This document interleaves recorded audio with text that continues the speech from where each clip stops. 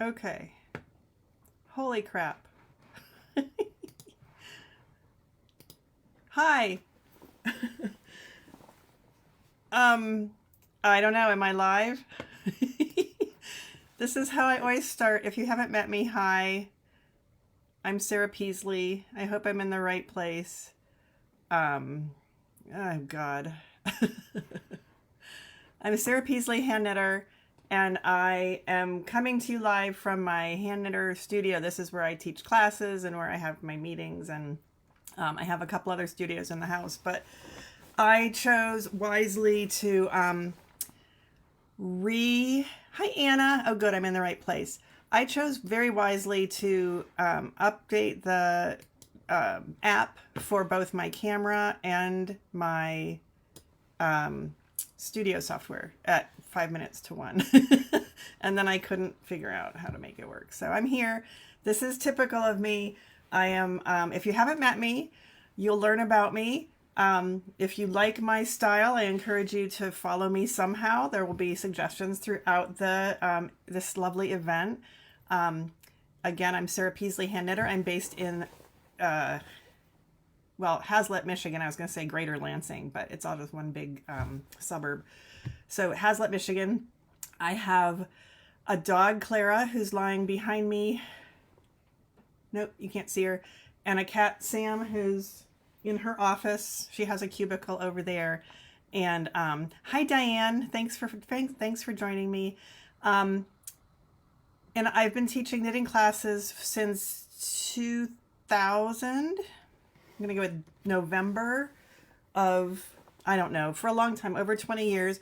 Here's a story. I decided to see what it would be like if I didn't put conditioner in my hair. And now I know. So I'll just be playing with my hair.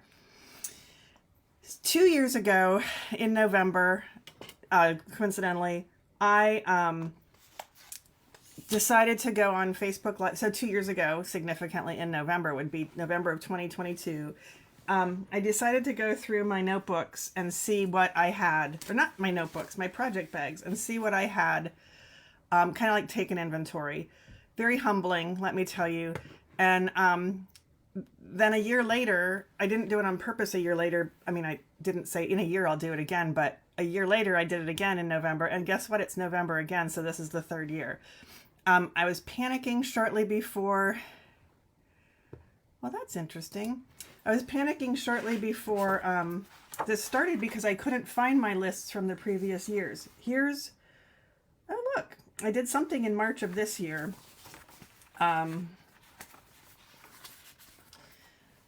And I'm not going to go through the previous years. I just wanted to be able to find them so that... Oh, goodness. Oh, I know what this was. Okay. So that I could compare, because here's 2022. Whoops, you can't see that. 2022. Oh, that's still 2022. Hi. Here we go. Somewhere I thought I dated them. Yeah, so here's one of the lists. I'll just put it that way. And here's a list. And here we go. Nope. I don't know where they are. Okay. They're here, but I thought I dated them. This is definitely an earlier one. Yeah, anyway, I did it the first year, and then I want to say I had 60 some. Hi, Kelly. Hi, Nancy. You remembered. I had like 60 some projects, I'm pretty sure. And that was, humbling and disheartening and also encouraging. Like, look at all the things I have to do. And then the next year, I think I made the decision that if it hadn't actually been started, like if it was just a bag with needles and yarn and a pattern, then it didn't count. And I went down to 40 some. And sadly, the ones that I had on that shorter list had also been on the earlier list, which means I hadn't finished anything in the year, which made me sad. So I'm doing it again. We're going to go through. I have no idea. I've finished a lot of things this year, but sadly, I think most of them I also started this year, so they're not going to count. I'm not counting what I finished. I'm just counting what's currently on the needles or the hook. So there you go. So let's get started, shall we? This is going to be super exciting. This is a blocking mat, a piece of a blocking mat. It's here because one of my unfinished objects is a shawl. It's the Talamina shawl from Denise Bell of Lost City Knits. I taught a class in the Talamina shawl. I taught 2 classes in the Talamina shawl. And did I say I'm a knitting teacher? You'll learn more about me if you don't already know me. And some of my students finished them and some did not. And I eventually did. And then I wove in and that was pre-COVID, so years ago. And I wove in the tails, all 4 of them, or maybe 2 of them, a week ago. And I just need to block it. So it's soaking. It's been soaking for a couple of days now. And it's not finished because I need to block it. So this is to remind me that I'm telling you that I need to block it. Funny story about this.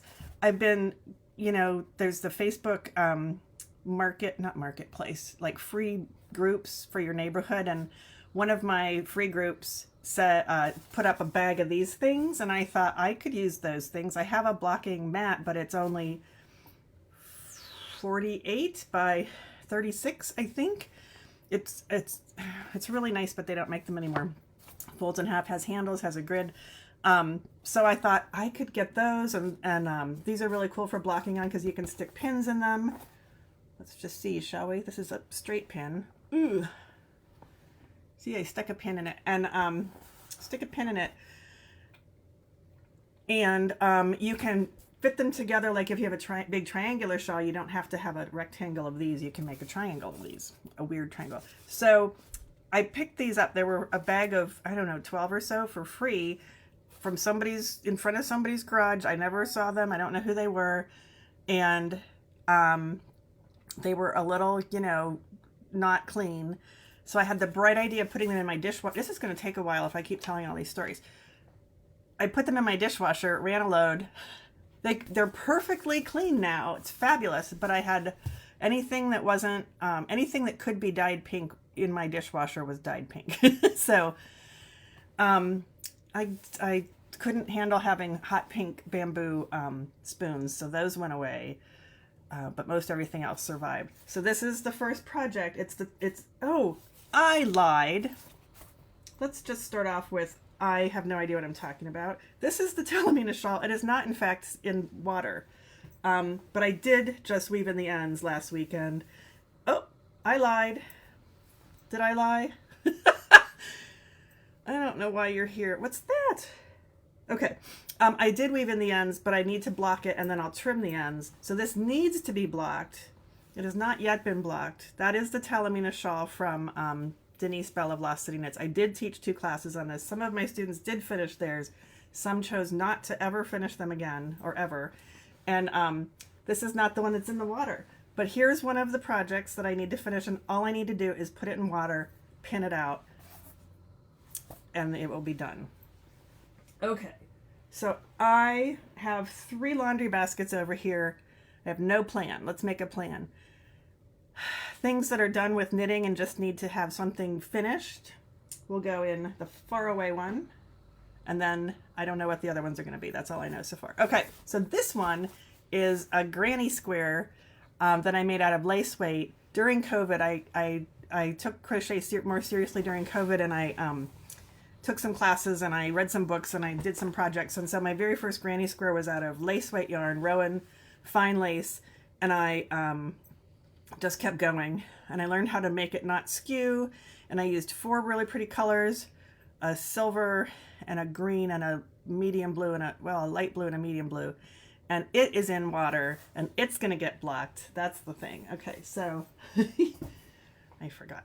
So that's 2 projects. Both of them go in the it's practically finished pile. I have more recent things next to me, and then we have some way back things. My friend Kelly is signed in as me, and she is definitely going to, definitely keep your eyes open for some free ones. She's going to be putting some links in there, so thank you, Kelly. So I'm magically putting links in while I'm talking. Last weekend, the same weekend that I wove in ends on the shawl, I had an end weaving party, which is why I wove in ends on the shawl. And I pulled out a bag, which you're going to get to shortly. Maybe. It's underneath some things. I have so many ends to weave in. Don't you have a lot of ends to weave in? So I had a party. I had an ends weaving in party, and I had some people here, and we had most of them were weaving in ends, and we're all like going, I hate weaving in ends. I'm so glad we're sitting here with other people while we weave in ends because I hate weaving in ends. And that was the whole idea, is to do it with people, right? With people who also don't like to weave in ends or just procrastinate. You know, if we just wove in the ends, we'd have things to wear or to give or whatever. So I wove in some ends, and I had been, oh, and we had a vase in the middle of my ottoman that was empty at the beginning, and as we wove in ends and trimmed them, they would go in the vase just to see how many ends we wove in. And when you wove in the last end on a piece that you were working on, I had a bell that we rang. It was fun. It was so much fun, and I have so many frickin' ends to weave in that I'm going to do that monthly. Starting in January, the last Sunday of every month, I'm calling it month ends, ENDS. Get it? Get it? I will welcome people into my home. There will be a $6 cover charge. This will be on my website as soon as I have a meeting with my social media person who's busy putting links in my doohickey right now. But there'll be a $6 cover charge because I am having to, like, you know, pick up the crap around the house so you have a place to sit. And every month, the last Sunday from, I forget, but and also, if you're interested in following what's going on in my life, one way you can do that is to sign up for my newsletter. My website is sarahpeasley.com. I'm pretty sure magically a link will appear shortly. And then there's a newsletter. There's a tab that says newsletter, and you can click on that and sign up for my newsletter. Theoretically, I send them once a month. Realistically, I send them about 5 or 6 times a year. I need to get better at doing it once a month to let you know what's going on in the next month, anything that's new. So you'll see about the end weaving in party also on social media, which we'll talk about as time goes on. So I'm weaving in ends, and I'm like, I know that somewhere in this pile are some socks that just need to have the ends woven in, and then I'll have more socks to wear. And there were, in fact, I found a sweater that I'd forgotten about, and then there were, in fact, a pile of socks in there. So one of these socks got the ends woven in, and the other one got the ends woven in, but I noticed that there's a big gaping hole in the corner, as sometimes happens with socks when you pick up for around the heel flap, right? And, oh, here it is. And I'm like, no. So I need to, it wasn't where I was weaving in an end, weirdly. Look at that. Hello. So I'm going to find yarn similar to this, which is somewhere in this office. And I know I have some of this for sure. So I can just take a little piece and lasso that up and tighten it up. You may also notice that this is a sock that has a foot and a different colored leg. I used to have a pair of socks that were all like this, all the way down to the toe. And I wear socks a lot. I live in Michigan. It gets cold here. And I wear boots, and I need to wear something in my boots. I don't really have to, but it's better if I do for everybody. Less stinky.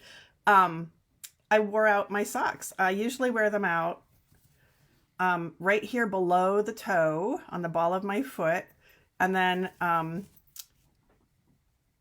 in front of the heel. So places that you would normally reinforce a sock, I don't hit those. I don't wear them out there. I wear them out in the actual foot part. So since I hate darning, although I'm starting to learn about visible mending, and I'm thinking maybe, but honestly, at the bottom of my foot, if part of it's worn out, more of it's worn out too, right? So I'm learning that things that I don't like, I don't have to do. So what I do is I cut off the feet, and I don't really throw them away. Actually, I throw them. Oh, look, I did not plan this. This is a bowl of socks. And oh, look, here's the foot that used to be on the leg. And let's see why I took this one off. Oh, look, there's the hole right where I said it was, behind the toe. And I don't see one on the back of the foot. And here's the other one. And rather than fix the socks, I just cut off the legs or the feet either way and knit a new pair. this one was okay. So now I have this pile of feet that have holes in them, and I'm not counting that as an unfinished project. This is going in this is the not yet a project pile because they're going to be something, but I don't know what. I can't just throw them away, but they have holes in them. So cat toys, I don't know. So this used to be this, and now it's this, because who doesn't have, if you've ever bought sock yarn and made a thing with sock yarn, or fingering weight for that matter, you probably have partial balls of sock yarn, right? So I have partial balls where I can knit the 2 feet. I don't think so, Sean.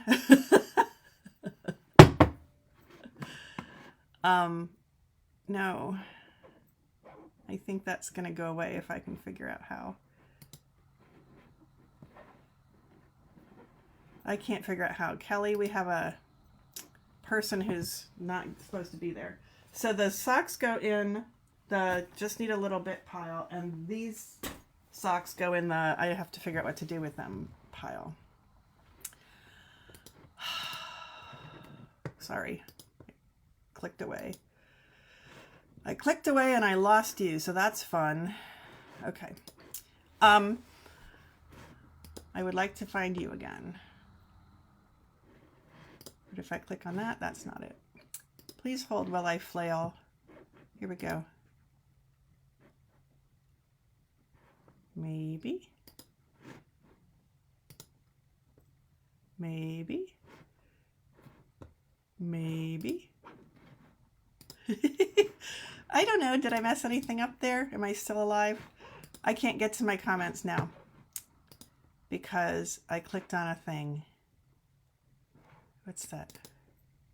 Okay. I don't know. I'm already, I think I'm live. Am I still live? Somebody please tell me. And then I can't see my chat, so I don't know how I'm going to find out. Just hang on for a sec while I flail.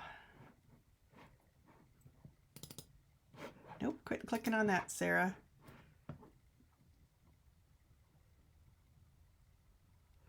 Hang on.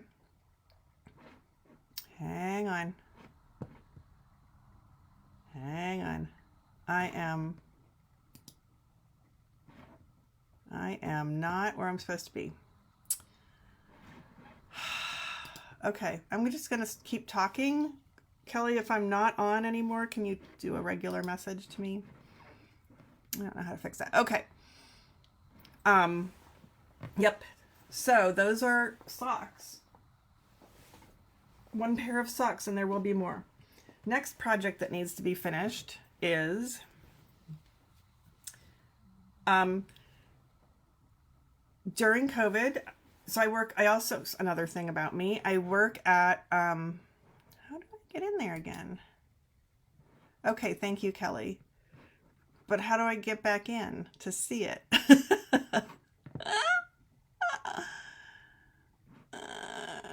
Oh, I know how I can do that. Hang on.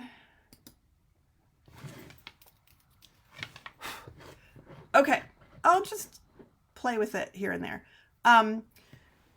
During COVID, because we had to, stay home and we couldn't gather, I started hosting a Zoom along, a lunchtime Zoom along through the shop, through Woven Art in East Lansing, where I work, 1 day a week. And at that time of the day was Wednesday, so we did a Wednesday lunchtime Zoom along, which was very well attended. It was a lot of fun. And thank you, Kelly. There I am. Oh, Kelly found me. Thank you, Kelly. Very inept with the technology. Now I can see the comments again. Oh, interesting. Okay. Interesting. Okay. No. Don't say words. Okay. Flailing. All right. Diane, thank you.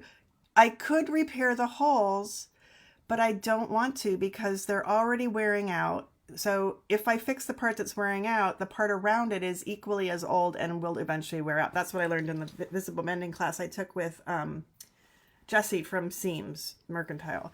That, you know, if it's a place that gets a lot of wear, you might want to just replace that part. So I prefer to knit the new bottoms of the socks, not the new tops of the socks. Okay, so during the lunchtime Zoom along, I had pretend themes each month. So either it was a project or an idea. One month we did stuffed animals, but we did sloths, and I actually that was 2020 we started, and I finished my sloth like a month ago because I'm slow.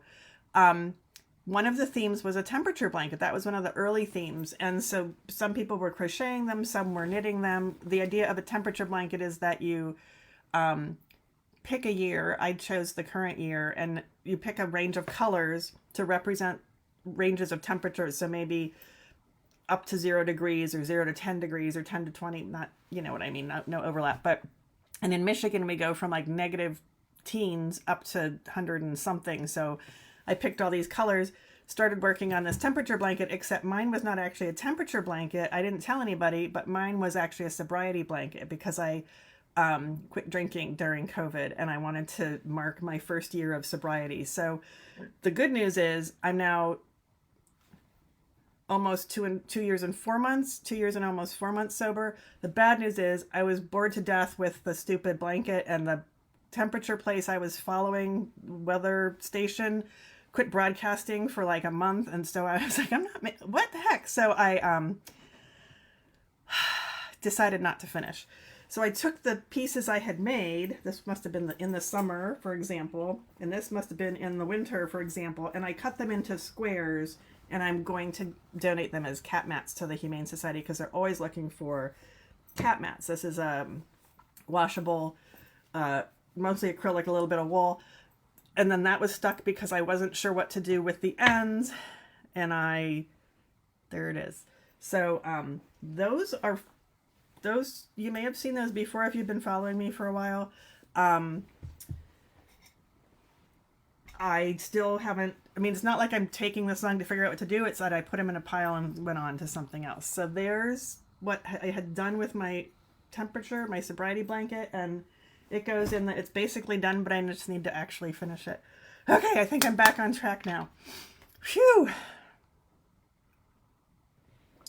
Okay, so temperature blanket. So far everything goes in the it's almost done pile. Let's continue in that vein. From way many years before COVID, I had started not a temperature blanket, but just a color blanket. It started with,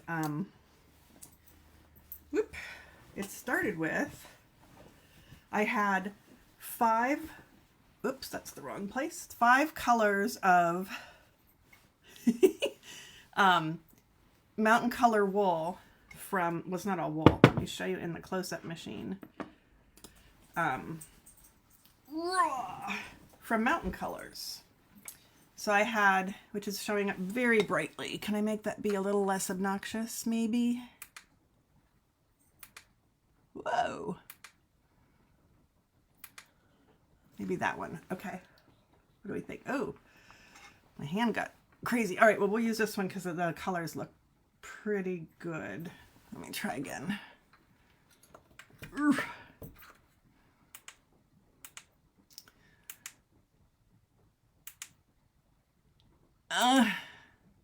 Okay, we're going to stick with that one, even though my hands are on fire. Okay. I had 1, 2, 3, 4, 5. That's a merino, what do they call it? It's a boucle, and it's lace weight, and that's doubled. So 1, 2, 3, 4, 5. I had 5 different kinds of Mountain Colors yarn in the same colorway, which is Ruby River. I loved it, so I kept collecting it. And then I thought one day, what if I just, I've made 2 scarves out of it and probably something else, and I still have a ton left over. So I thought, what if I just started experimenting and swatching, you know that word? So this is a garter ridge and then 2 stockinette rows. And the black was mostly Philosopher's wool from, hi Tammy, Philosopher's wool from, Philosopher's wool, because I had a lot of that. And the black may have changed over the years, I don't know. But it took me forever, and I, where's my mouse? Where's my mouse? Squeak. Oh, you know what I just noticed? I don't know if you're seeing it. Oh my gosh, Sarah. Let me make my picture fill the whole screen. There we go. And then this is what I get for updating the software right before right before I go live. Okay. That's better. So then I thought, well, that's really pretty. What if we did a whole blanket like that? Let's do a rainbow, she says. Well, I didn't have 5 colors of every other, 5 shades of 5 kinds of every other color. So I had to go shopping like you do with any good stash project. But I ended up with red, pinks, purples, well, red violets, blues, blue greens, and then I stopped because this sucker is bigger than my queen size bed. It's a lot of yarn, and it sat for years unworked on, and then I'd get it out, work on it, and then I ran out of a yarn and I couldn't find any more, and I only needed like that much, and I ended up just finally saying, screw it, just put any yarn in there, who's gonna know? So this, of course, just needs to have the ends woven in, right? So it goes in. I'm going to try to fold it up again so it takes up less room. But it goes in the pile, the same pile. So far we just have to weave in ends or block something. So it's not so exciting. Well, I mean, it is exciting that I'm so close to being done with all these things. But I've been so close to being done with all of these things for a long time. Years in some cases. Pooey. Funny how you get fiber floating around, right? Right? When you're throwing yarn around. Okay, fold. And I've already slept under this because why wait till the ends are woven in? And it's heavy as all get out, so it's like a weighted blanket. It's really nice. Whoop! And the pocket got stuck on the arm of my chair. Okay, next. I think that has to go in the not yet started pile. Okay, that's going in the not yet started pile, so that doesn't count today. Let's just grab one. Okay, so here, and some of you have seen these as time goes on Mondays, for the last, I don't know how long, I've been doing Facebook Live like this. Well, it started as YouTube, and then it went to Facebook Live, and in January I'm going to go back to YouTube, where you can always find me there. It's just there for everybody to see. And so on Mondays, I start the week at 9 a.m. Eastern for half an hour, and I just drink my first cup of tea, try to have a different mug each time, and then I talk about what I'm starting or how the week's going to go. I just try to... Monday's now the day that I work at the shop, so I just try to get up and get going because I'm not a morning person. So by being on camera at 9 with a cup of tea and sometimes fully dressed, I can get my week started. And then there's a Knitter's Oracle deck that's like a tarot deck, and I do a really non-professional reading. I'm not a licensed anything. It's just fun to kind of deal 3 cards and see what comes out. So that's what I do on Mondays, 9 Eastern, which would be tomorrow. So maybe I'll see you there if I haven't already seen you there. That's one of the ways you can find me. I'll stop now also before I show you this. I'm not stopping, I'm interrupting myself to tell you that not only am I a knitting teacher, I've been teaching for stitches for a gazillion years, and I taught for Interlochen Creative Arts College up in, well, Interlochen, Michigan, and I've taught at my local guild, and I've taught for my local yarn shops. Where else have I taught? Other events. Yeah, and I also teach on my own as Sarah Peasley Hand Knitter. So that's another place, another thing you can find out about if you were to sign up for my newsletter, which, again, is sporadic at best. Another thing I do for a living is that I tech edit. I edit knitting books and patterns and magazines, although not the magazines so much. I edited for Knitters Magazine, which was published by XRX, who are the same people who put on the Stitches events. They're like knitting expos, you know, where you'd go, like, think of a golf expo or a boat expo. It's a knitting expo. more fun than any of those other things. You can carry things around in your bag and stop and work on them, and you don't have to like spend all of your money on a boat, but you can spend all of your money. Well, anyway, they're fun, and there are classes. So I was teaching for them. I stumbled into that. Very lucky to have stumbled into that. And then at some point, the powers that be there called me and said, would you like to help us finish editing Gwen Bortner's Entrelac book? And I said, what? And Gwen Bortner's a friend. I know what Entrelac is, but editing? What the hell is that? So since then, I've been an editor. It's awesome. It's kind of an anal retentive person's dream job. If the apostrophes in the wrong place make you itch, you might be an editor. So the very first book that I edited was Entree to Entrelac by Gwen Bortner, and I actually also knit that sweater right there, the one that Lydia, the model, is wearing. And that started a whole career for me. This was, well, let's see when that was. I don't have my reading glasses on. That was 2010, so we're talking 12 years of editing. That's pretty exciting. And I continued to edit for them and for their magazine, their books and for their magazine, until the magazine stopped publishing a number of years ago. It might have been 2014, somewhere around there. I also edit for, just briefly, I went and pulled these up. I also have edited for, and editing is like, is it going to make the thing in the picture? Do all the sizes work out? Did you remember to do both sleeves? If you have buttonholes, do you have buttons to go with that? Do all the numbers work for all the sizes? And no, I do not have to knit everything. I do it in my head. I had to get used to everybody saying, do you have to knit everything? I'm like, no, I'd never make enough money. So I also have edited for other publishers like Schoolhouse Press. So I worked on this reissue of the Knitting Workshop by Elizabeth Zimmerman, and I've done some other books with them as well. No, I don't have any books of my own. Too anal retentive to actually ever say, okay, it's done. Oh, pooey.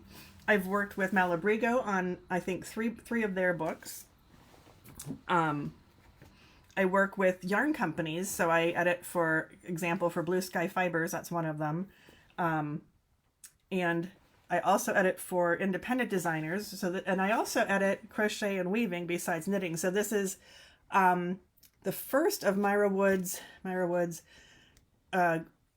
rigid huddle weaving books, describing a technique that she put on paper after figuring it out. It may not be unique, but she's the one who put it to paper and gave it a name, and it's been really popular. And so it's overshot weaving on a rigid huddle loom, and she followed it up with a chart dictionary, and then she just published a couple weeks ago her third one, which is garments, wearables, using that technique.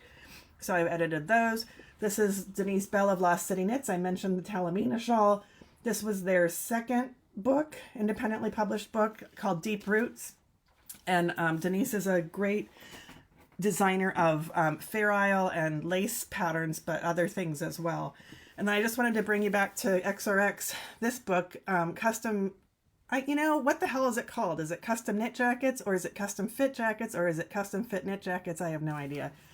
Let's see what they call it inside. I never know what to say. I can't find the inside. I'm looking in the masthead, and it doesn't even... We don't know what it's called, but it's based on the method of creating Chanel-style jackets developed by Jean Frost for her own use, and then she became a designer and a teacher. And if we look on page 6, 9, I think it's 6. Let's look. 4, 6. Oh, I'll do it in the close-up machine here. Okay. Right here, it says, follow SP as she considers how to customize a standard size. That would be me, and these would be all of my measurements during that year. I have since gained some weight. So if you wanted to make me a sweater, you can get this book and make me a sweater. This was in 2011. Really? Okay. And there were some other books that went with that, a stitch dictionary, and What was the third one? Oh, the first one was actually just a pattern book by Jean that had a little bit of the her technique in the front, and then the second one was this one, and then the third one was the stitch pattern. So there was a pink one, a blue one, and a gold one. Stitch patterns you could insert. So the idea is that you can make a boxy style, Chanel style jacket to fit you, right? And they had, because I was teaching also for XRX at the time, they asked some of the teachers if we would beta knit our way through the book as it was being written to make sure it all made sense and flowed. And so I made a sweater, designed and made a sweater using that technique that's in my bedroom. We're not going to go get that because it's done. And then I also had my measurements in there because whatever, to help people tweak patterns to fit them better. And that's a big thing with me, if you don't know me, is that we need to make things that fit us better. So a lot of my classes are enabling you to make changes to feel better in your sweater, to have it fit better, to be able to be the boss of the pattern, right? And I had designed 2 more Jean Frost style jackets that I haven't finished yet. So here we go, back to the finishing bit. This one is a stitch pattern from Barbara Walker called Rick Rack. It's really pretty. It looks like Rick Rack. The little, it goes this way. And I love it. And I'm using a bag of Cascade 220 in this grape, was it grape heather or something colorway? I had bought a bag just because I love the yarn and I didn't know what was worthy of being knit in that yarn. So I've got the pieces all knit, and true confession, I had somebody knit this for me, but I'm doing the finishing. And it's a mirror image is getting me again. It's a V-neck. I've been sewing it together. And I need to just figure out the, what's going on? What's a little pink thing? It's just a little pink blip in the yarn. I might pick that out. It's kind of in an obvious place. I just need to figure out the border and put that on. And hopefully it'll still fit, because like I mentioned, I've gained some weight in the recent years. See, sobriety. So that's part of what I'm doing today, is like which ones are still going to fit and which need to be made up again. Remade or trashed. Ooh, I can't stand up because I'll wake up the dog. She's behind me. I need to hike the sleeves back. There. So there's the sweater. It still fits. I can close it in front of me with a border. It'll still be good. So I just need to block it and get the shoulders in the right place. There we go. Twist the arm. Twist my arm. There. And then put some borders on there. Yep. So I haven't decided the border. So this is also, so what do we call this? Do we call this it just needs to be finished? I do have to do some knitting on it. I think this goes in it. I have to do just a little bit of knitting and then finish it. I think that's a different laundry basket, don't you? Just borders. Basically the sweater's done. Okay, it's gonna go in a different laundry basket. I don't know, I might need more laundry baskets. And then there's a, oh, this is the bag that goes with it. Oh, you know what else as we go through bags?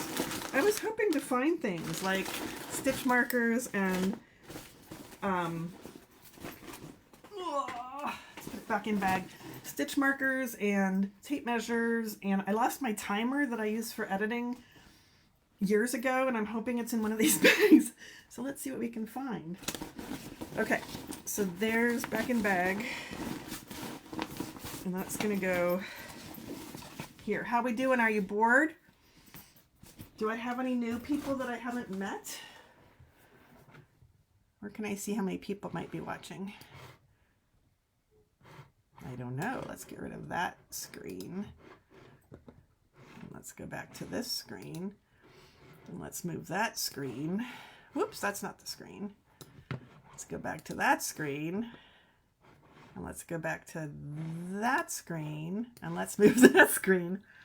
9. Hi, 9 people. Thanks, Nancy. So if you haven't watched me online before, this is what it's like. It's a mess. It's a hot mess. Let me see if I can find the related one. I don't think I can. So we'll get to another Jean Frost jacket in a little bit.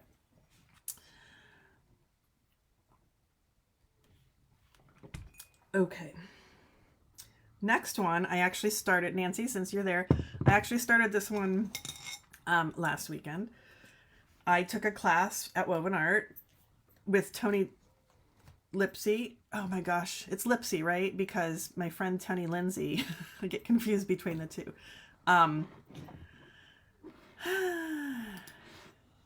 Taught a class on, so Tony taught a class on Tunisian crochet, and I did the sample, and then I realized I didn't want to make anything out of the sample, so I, at midnight, went, Lipsy, thank you, Nancy, I thought so, because I know that Lindsay is the other one. So many confusing things. So this is the start of my third, because why not keep starting it over, my third run. So Tunisian crochet, and this is the knit stitch in Tunisian crochet, so it looks like knit stitches, but it's also got these giant purl bumps on the back because they're not really, it's an interesting stitch. So this is very three-dimensional. Can you see how those are actually, but you're actually, I think the way to describe it to me is that I'm going across and picking up stitches like you would as a knitter for a border. So that's what I've done here. And then you bind off. So you're back to one stitch, and then you do the next row by picking up, and then you bind off and you're back to one stitch. And so it's a weird, and then where you put your hook, you have this hook that has a cable to it. And it has a stopper on the end. I happen to have the Addy Click interchangeable set of hooks, so I can swap out the size of the hook or the length of the cord. There are a bunch of different sets, and you can buy a fixed needle, which means it's just, you just buy the needle the way it is. I really like it. Hi Susan. If I have a system for what? I'll answer, I'll try to help you figure that out if you tell me what kind of a system. Diane needs to go through her yarn. Well, don't we all? I was looking for yarn I have from long ago, but I can't find it for a scarf. Well, so I'm not going through all my yarn. That might be another day. I'm also not going through projects that I haven't started. That's another whole pile. And then there's, patterns for which I'd like to find yarn, or yarn that I know what I want to make, but I need a pattern. I had to take a lot of these things out of this pile because this was huge. But I really like the look of it. I like doing the Tunisian crochet. A lot of my crochet friends are like, ugh, Tunisian crochet, yuck. And others are like, oh, I love Tunisian crochet. As a knitter, mostly, I thought I like it, except I've learned I can't watch television and do it at the same time because I miss where I'm putting my hook, and then I don't make the V. I get the little squishy legs. And I also can't wait to block part of it because see how it spreads out and it's almost see-through? I think if I block it open like that, like all stretched out, that it's going to be super drapey. So I'm excited, but I could block a little, like here's my other colors. It's supposed to use 2 colors, so of course I pulled out 3. There they are. I think this is going to be the border. We'll see. And then this is my first sample, and I decided I didn't want that to be the main, I mean I do, I want that to be all the colors, quite frankly. I could finish, like just finish off that last stitch and block this, and then see if it would indeed loosen up. Let's do that. Let's just break this yarn. Oh, Sarah. Or I could, ouch. Or I could wait until I'm done with the whole other shawl and see if it loosens up and, then be sad when it doesn't. So this is, anybody, oh, I have a crochet hook right here, duh. Let me just, wow. I don't know. I'm just going to pull. Oh, you can't even see what I'm doing. You guys, you can't even see what I'm doing. What's wrong with you? Let's see. So on my Mondays, my Monday mornings, I don't, I'm just going to pull that through all those and call it good for blocking. So that goes in the blocking pile. And then this goes in the not finished pile. On Mondays, it's a half hour.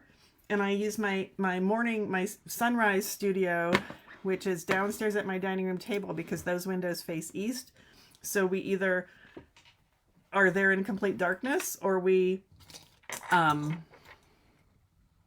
the sun shining in our face, or it's just a nice day. So depending on the time of year. And I have this in a bowl, so that's awkward. Pottery bowl, so that's awkward. That goes in that I'm not done with. I'm not even, we're working, that's an in progress. Okay. Yeah, so my Mondays I do in my sunrise studio, where the sun's coming up and I can watch it rise if it's not already up. And so you get to see part of my dining room. Very exciting. The part behind me is relatively clean, although you can see that my china cabinet's behind me, and you can see the reflection of the table and the outside that I can see, and you can see all my plants behind me that need to be watered, like maybe they're past needing to be watered, because another thing that I have, because that's the whole point, is I just have to bring the whole thing up because it's attached. This one's going to take a while. It's fun to work on. It's going to be slow going. It's going to be a big square wrap. And I'll show you the picture of what it's going to be, because I happen to have the book right here. It's from Pom Pom 10th anniversary issue, which has 2 covers. This side's, oh, it's on that side. This is fall, winter. This is spring, summer. I have no idea what all that means, but that's how they presented it. And I mean, I know what all that means, but I don't know. So here's a picture of the wrap. So it's a big square, and I'm going to look as lovely as these ladies when I wear it. Right? Right. That's why I want to wear it, so I can be that happy and beautiful and calm.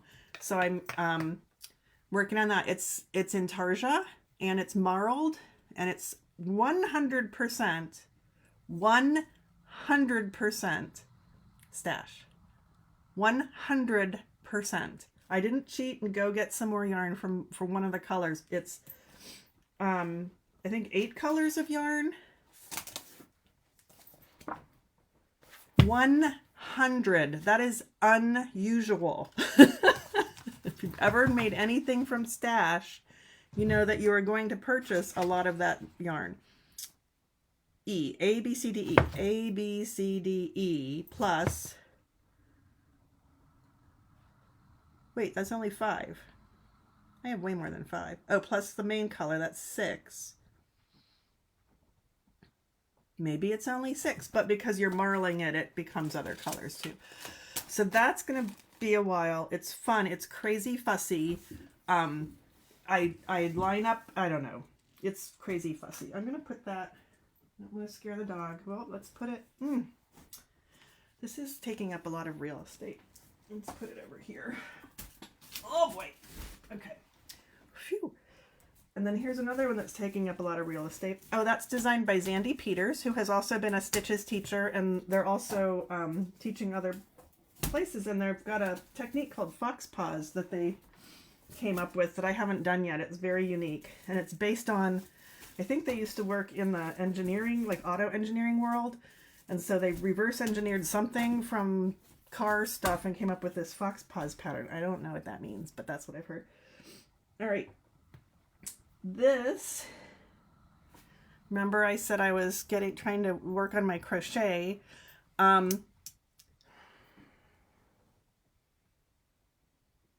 This is interesting because I know I've done more than 2 squares, but there's only 2 squares in here. So we'll just go with that. Maybe I'll find them somewhere else and then we can reunite them. But this is a very simple square, and here's one in another color, same square. Learning things like, if you use a stitch marker, you'll know where your turning chain is. Very important thing to learn.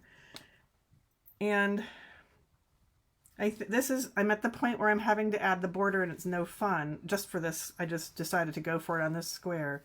I'm not having fun. I don't know if it's okay. It's probably okay. Did I add the border on this one too? It looks like I added the border on both of these. And then they're all going to get sewn together. But they're all different squares. This was designed, I mean, this is a square of like, I don't know, some kind of crochet stitch. I don't know. It's a part of a bigger project, obviously. that was designed by Edie Ekman as either a skill builder Afghan. I think that's what this one is. She has a bunch of skill builder type projects. I think this is a skill builder crochet Afghan. I know I've done the granny square, and I know I'm sure I've done more than, and I decided to make it for myself. I'm using Plymouth Encore, which is a nice solid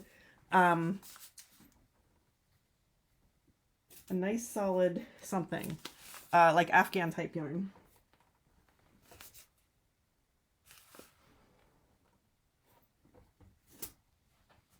Apparently I have 4 colors.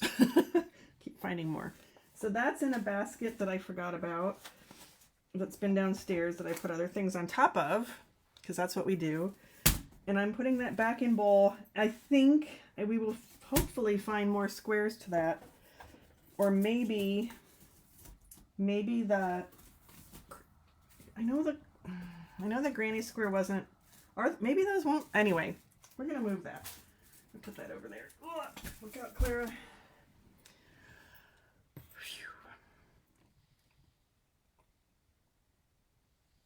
Whew. Okay.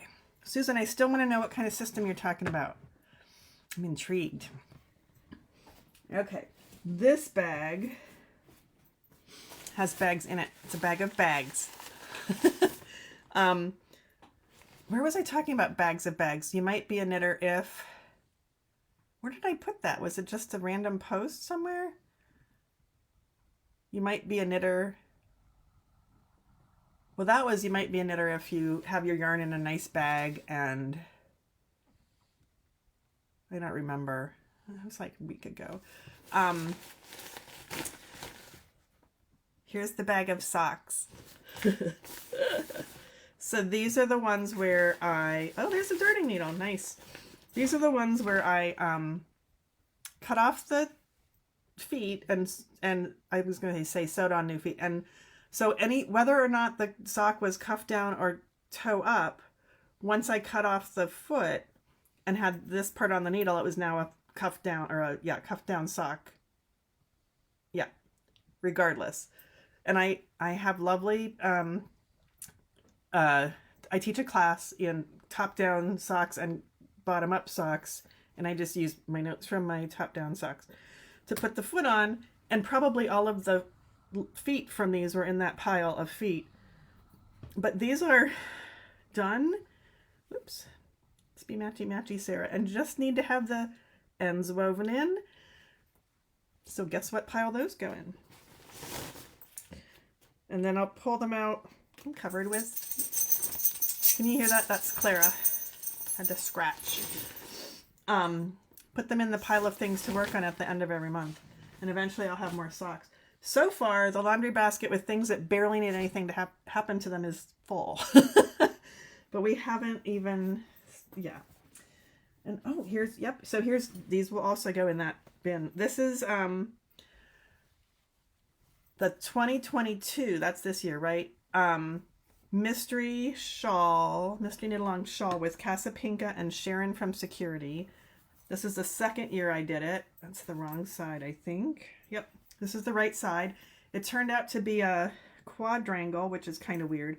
This needs to be, I actually thought maybe I could fill something in. I have more of all of the yarn. I could either make it not a quadrangle, make it a rectangle, or I could fill in that bottom and make it a triangle. I might do that. Ooh, so is it storage? Oh, Susan, I don't have it. It's all, I had to go around the house and pull all of this stuff from all over the house.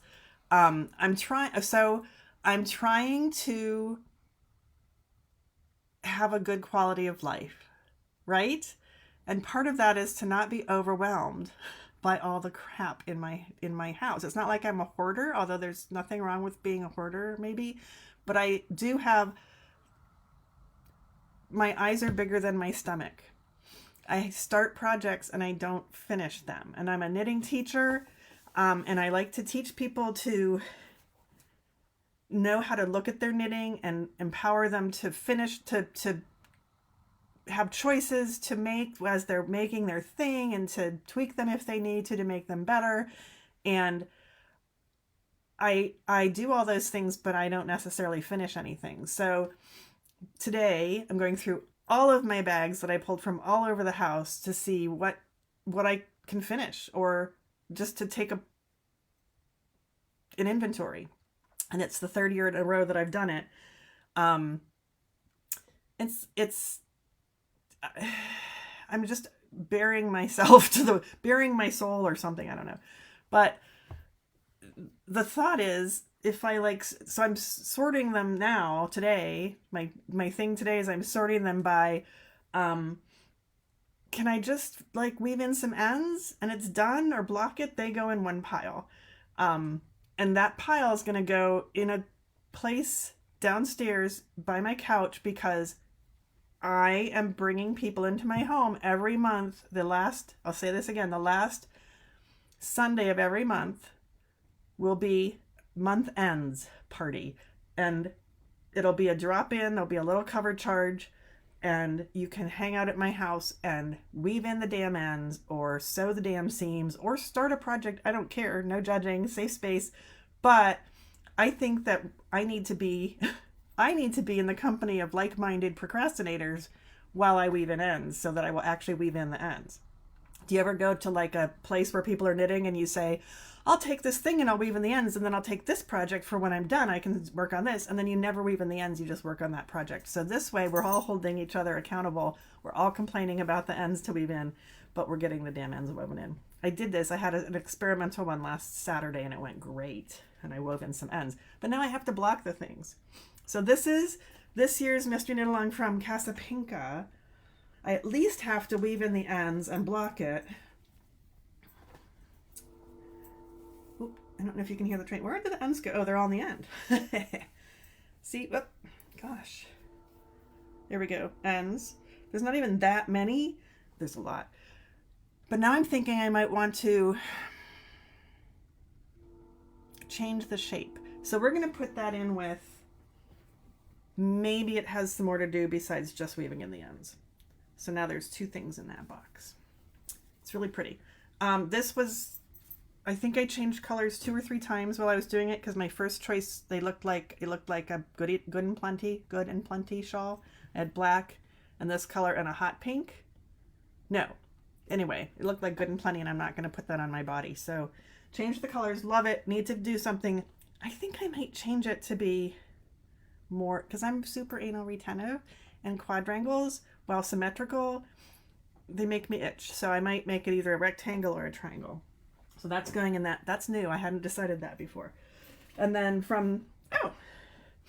this is my sample from Tony Lipsy's class. Now I know it's Lipsy. This is my sample from Tony Lipsy's class. I realized I did not want to use this yarn, but I think that I will weave in the ends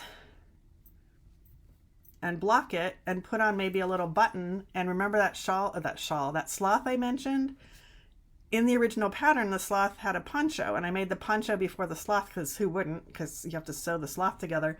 And I didn't like making the sloth, but I did eventually, years later, finish him. And his poncho is too big, because I, being a professional knitting instructor and editor, and I teach gauge, and people apologize to me if they haven't done a gauge swatch, or I used spurt weight yarn instead of fingering, and I made the poncho, and it's way too big. It's way too big for the poor little sloth. So he's wearing it, but he's it's wearing him. So maybe, I think this would fit him very nicely. And so I'm going to finish that. It turned into a project. It was a swatch from a class. So that goes in just needs to have the ends woven in. That's from last weekend. This would be the Casa Pinka Mystery Knit Along shawl from 2021, which was the first time I'd heard of it. And I jumped on board. She has this cat that she calls Sharon from Security that really is the, mastermind behind all the things. And I liked being bossed around by a cat. I don't want to make any decisions. So this was technically, I think everything was stashed, but I actually bought the black, even though I had black at home. But this was really fun. And this is a true rectangle, so I'm happy. But guess what needs to happen? Need to weave in the ends and block the thing. It would be a little tricky because the blue yarn was coming off of my hands a little bit while I was knitting it. It's a hand-dyed yarn. So I know that I'm afraid it might run a little bit when I soak it. My usual blocking is soak it till you remember that it's there. So from an hour to, well, usually I do overnight. The granny square that's soaking right now has been at least 2 nights. Who knows? I haven't slept a lot lately because Claire has been sick, so we've been going out at all hours. I think it's been 2 nights that it's been soaking, and hopefully Okay, excellent idea, Nancy. Color catcher is exactly the right answer, except to have a color catcher work, it needs to be swirling around with the thing in the water. And I'm not gonna swirl this around because it's not it's hand wash, or the ones that are super wash. Anyway, I'm gonna soak it, so that wouldn't work. So this becomes more difficult because I'm going to use a color catcher. I'm just going to stand over the bowl and go like this and like swirl it around till it's fully wet, not overnight and not for 2 nights for sure, but maybe for like 15 minutes, and swirl it around with a color catcher and then take it out and squish it all out and block it. So that's a compromise because now I don't know if the blue will run in the water, but it did come off on my hands. There's a whole story about that. Let's not tell it right now, shall we? Okay. But this was fun. There was a whole story for each section. Sharon was chasing, I don't remember. This year had to do with Sharon chasing the Mongolian death worm, or I don't remember, because it had stolen, it was Chad the Mongolian death worm, because he had stolen, Chad, not Sharon, the sacred bag of cat treats out of the Egyptian museum. That one got a little weird. This one was weird too, but it was my first time and I really had fun reading the story. There's often, almost always, a mixed drink associated with each clue, but she also provides non-alcoholic ones, which I really appreciated because when I did this, I was early in sobriety. So this just gets ends woven in and blocked. That goes into the very full laundry basket for that. Okay, but yeah, color catcher is the right answer. If you don't know about color catchers, they look just like dryer sheets. They're put out by Shout, so you'll think it's a dryer sheet, or you'll throw and it just swirls around in your wash and picks up like the excess dye from your brand new denim jeans, or if your kids do a tie-dye thing, wash it with at least 2 of the color catchers. It picks up the excess dye and keeps it from depositing itself on other things in the wash. Super brilliant. Okay, we're 1 hour in. I have lots more. So there you go. This will be this will be a recording that you can watch later, and I'll move it to my channel on YouTube also. So this is fun. I had forgotten about this one until I did my weaving and end party last weekend and pulled it out and went, oh yeah, I was making that sweater. So I'll show you the inside out part first so you can see there are 1,000 ends to weave in because I chose not to carry my yarn up. And then some random ones on the other side. This is a what's it called? Sweater by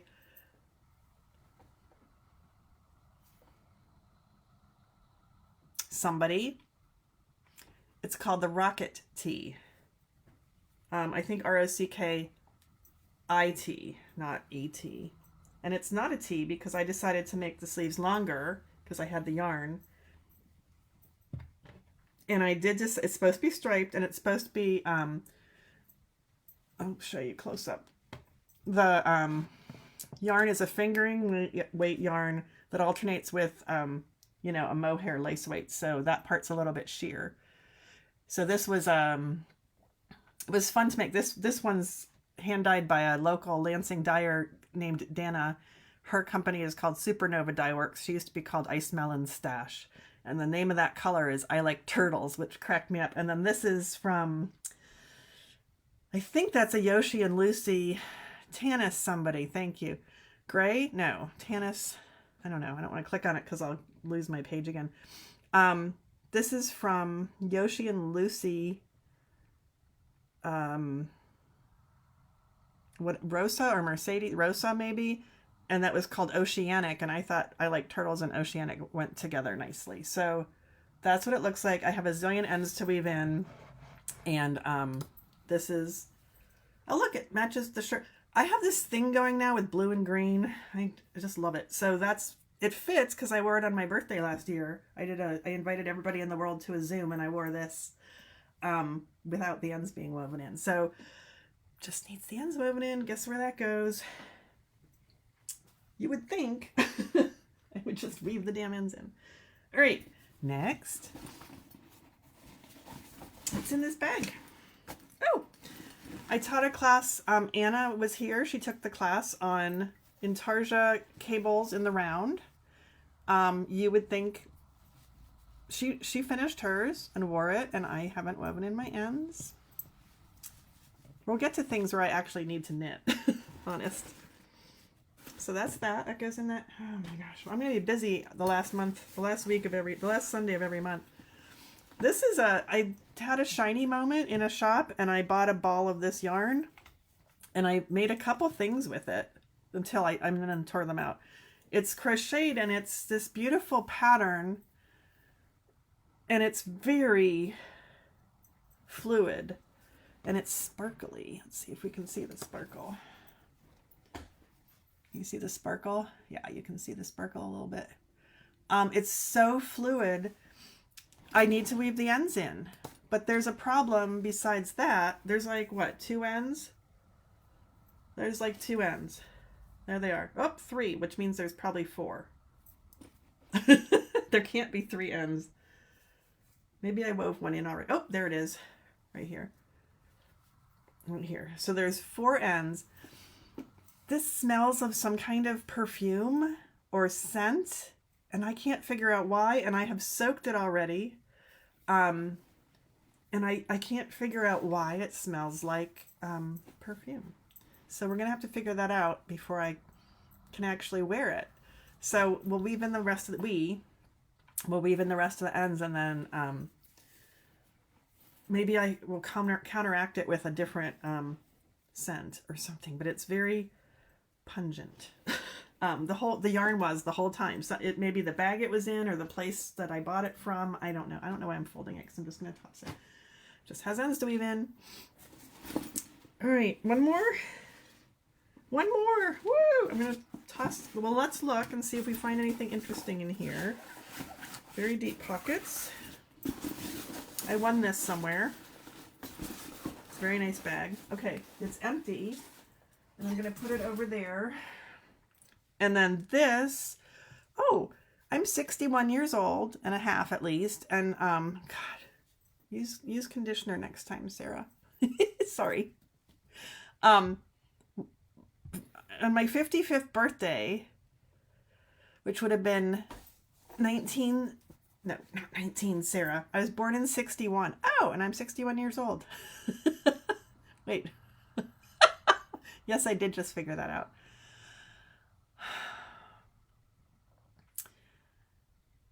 I'm glad I noticed before I turned 62 and missed it completely. What was I talking about? 55. So if I was born in 61, 55 would be, I can't do math with dates. Is that 50? 71, 81, 91, 2001, 2011, 2016 would be 55 years old. Yes. Okay, in 2016, I was a couple years into my divorce, and I don't know what that has to do with the story. I was just trying to figure out if it was related, but I decided to knit a scarf based on 55. So this scarf has 55 stitches. Which way does it go? This way. This scarf has 55 stitches. It uses 2 silk yarns. This one is a sport weight, like a matte finish, not matte finish, raw silk that's not shiny. And this one is a lace weight that's the shiny kind of silk. So there's words for those that I'm not using. So sport weight, raw silk, and lace weight shiny silk. So with, you know, slubs. And I decide, so it's 55 stitches. It's not an even split. And I did it 2 or 3 times before I settled on what I wanted to do. So this is stockinette with lace weight, and this is garter with the sport weight. And besides the fact that the end is weird, I was trying to be outside of my box, and this side's going to curl. I haven't blocked it yet, but you know, this will lay nice and flat, lie nice and flat, and this will curl because of the nature of garter stitch and stockinette stitch. And I worked and worked and worked, and these were both from a company called The Loom. This one's called Risoni, and this one's called Spec. I'm pulling that out of my butt. I think that's what they're called. At some point I ran out of Risoni, and I had a lot of Spec left, and I was trying to use them up. So I, or maybe I had 2 things of Spec. I don't know. What's going on there? I don't know. So I, anyway, I wanted to buy another color, another skein of the ball of the Risoni. And at the time I was teaching for Stitches, there was a Stitches event, and wherever it was, there was a vendor who was selling this.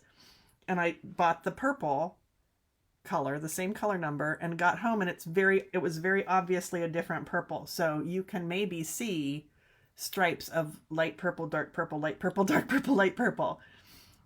And I tore out the whole thing and did it in stripes, and that's what happened. But I'm thrilled with the scarf. It was, you know, what I did for my 55th year for whatever reason, and I haven't blocked it because I need to weave in the ends. It's a theme. It is a theme. Okay. So there you go. So that one goes in that same frickin' pile. When I get to know you better, I'll use other words. So there we go. I'm almost done with the things I've been working on lately. And we'll go back into the earlier things. Is there anything else in this bag? Look, it's a swatch. What else can I find in this bag? That's right, we're supposed to look for things. So this is... There's a box of stitch markers. I was looking for those. And here's some safety pins. I can use those. There's a needle. There's my pearl strings. I was looking for those. And that's a needle that probably goes with the project. Ooh, what's in this pocket? I have, oops, crochet hooks. There's no crochet on this thing. I'll show you that in a minute. What's hanging here? A ball of yarn. What else is in here? It's a treasure trove. That, which I thought I just had in my hand. A lot more. Oh my gosh. Stitch markers. I'm going to put those in this bowl. I wonder I don't have any stitch markers, which is a lie. I have stitch markers. Did I drop another? Yep, there's another one. Let's just make sure. Okay, I think I rescued all the stitch markers. This is a pretty bag from, whoopsie. This is a pretty bag that I got from Jean Story, my friend Jean Story here, who has a business called Mid-Mitten Designs. And this is a project bag of hers, which has beautiful fabric. It's been crunched up for a while, but beautiful fabric. And it has handles that you can just go like this and it goes on. You don't have to like pull it up with your other hand.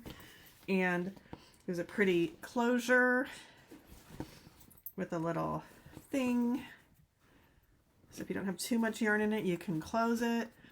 And then it has a pretty matching contrasting lining and then one zipper pocket. I love it with all my heart. So in this bag, oh, and it has a carabiner, whatever, that's shaped like a heart that you can hook whatever you want to, your keys or maybe your safety pins so that you don't lose them. So that's going in there. I think that's good enough. I don't think I need to have those in there, and if I do, I'll come get them. I don't need to have my hooks in there. Where did my hooks go? Those are my hooks. I was looking for that one, so we'll put that here. Okay, so that's empty, but we're going to put things back in it. So let's put this skein of yarn. So this is Jody Light Andiamo Light. This thank you, Kelly. This project is a result of 2 things that I was trying to be a better support people. I was trying to support people. Was there anything in there? Yes. If you don't know about purl strings, find out about purl strings. They're amazing. It's a way to put your stitches on hold so you can try on, for example, a top-down sweater without everything falling off your needles. They work really well. Here's Jean's card, but we already have a link in there. I asked her for cards to put in the pocket, so when people say, hey, nice bag, I can say, thanks, here's where you can get your own. Ukrainian designers. I wanted to support some Ukrainian designers. So one of the, I don't have anything to show you, but one of the patterns I purchased, digital patterns I purchased, is for a sweater called the cannelloni sweater. The cannelloni, like manicotti. The designer is named Svetlana Volkova, I think. And it's a really pretty sweater. I did a gauge swatch, although I think I did the gauge swatch after I started it, because just forget about it. And it's really pretty. And it's a turtleneck, I think, and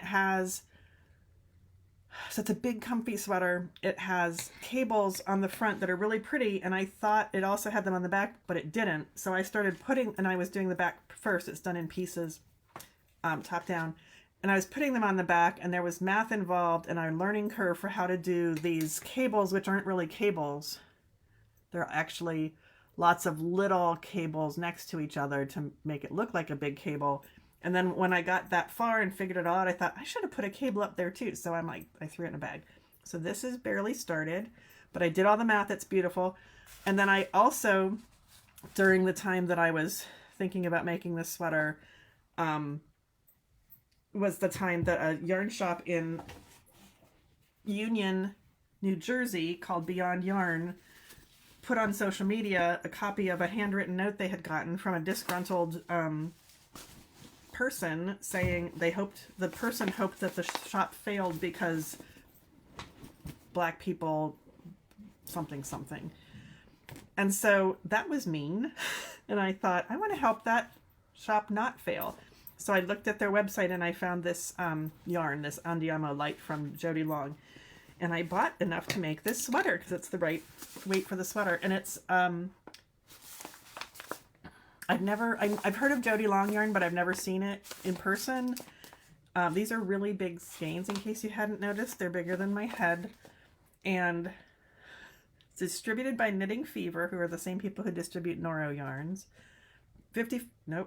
85% wool and 15% alpaca. I'm wearing my computer glasses so that I can see the computer and you, and I'm not like glaring at you, but I can't read as well with them. So that's why I'm like looking like I'm old.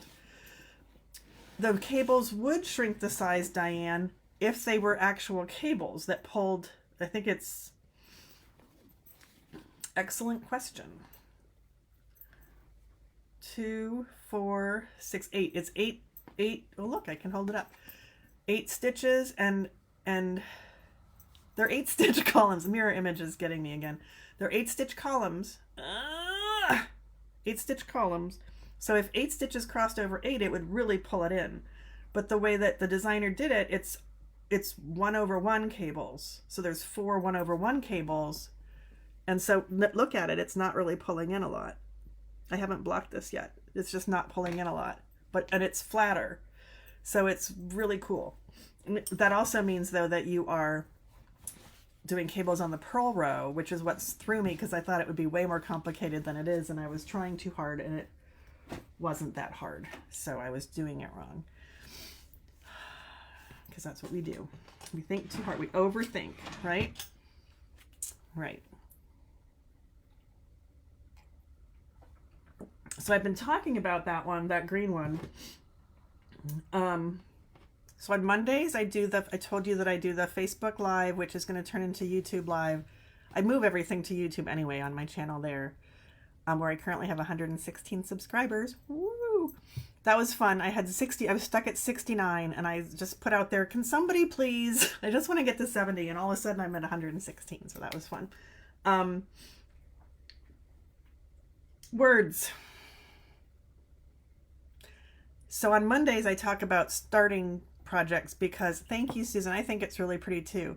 I bought at least 2 from that designer and then some other designers. You can sort by country of origin on Ravelry, but I think I got some of them on Etsy actually. And I got some recipes and some embroidery designs too, all PDF patterns, which was, what I could do to support Ukrainian designers.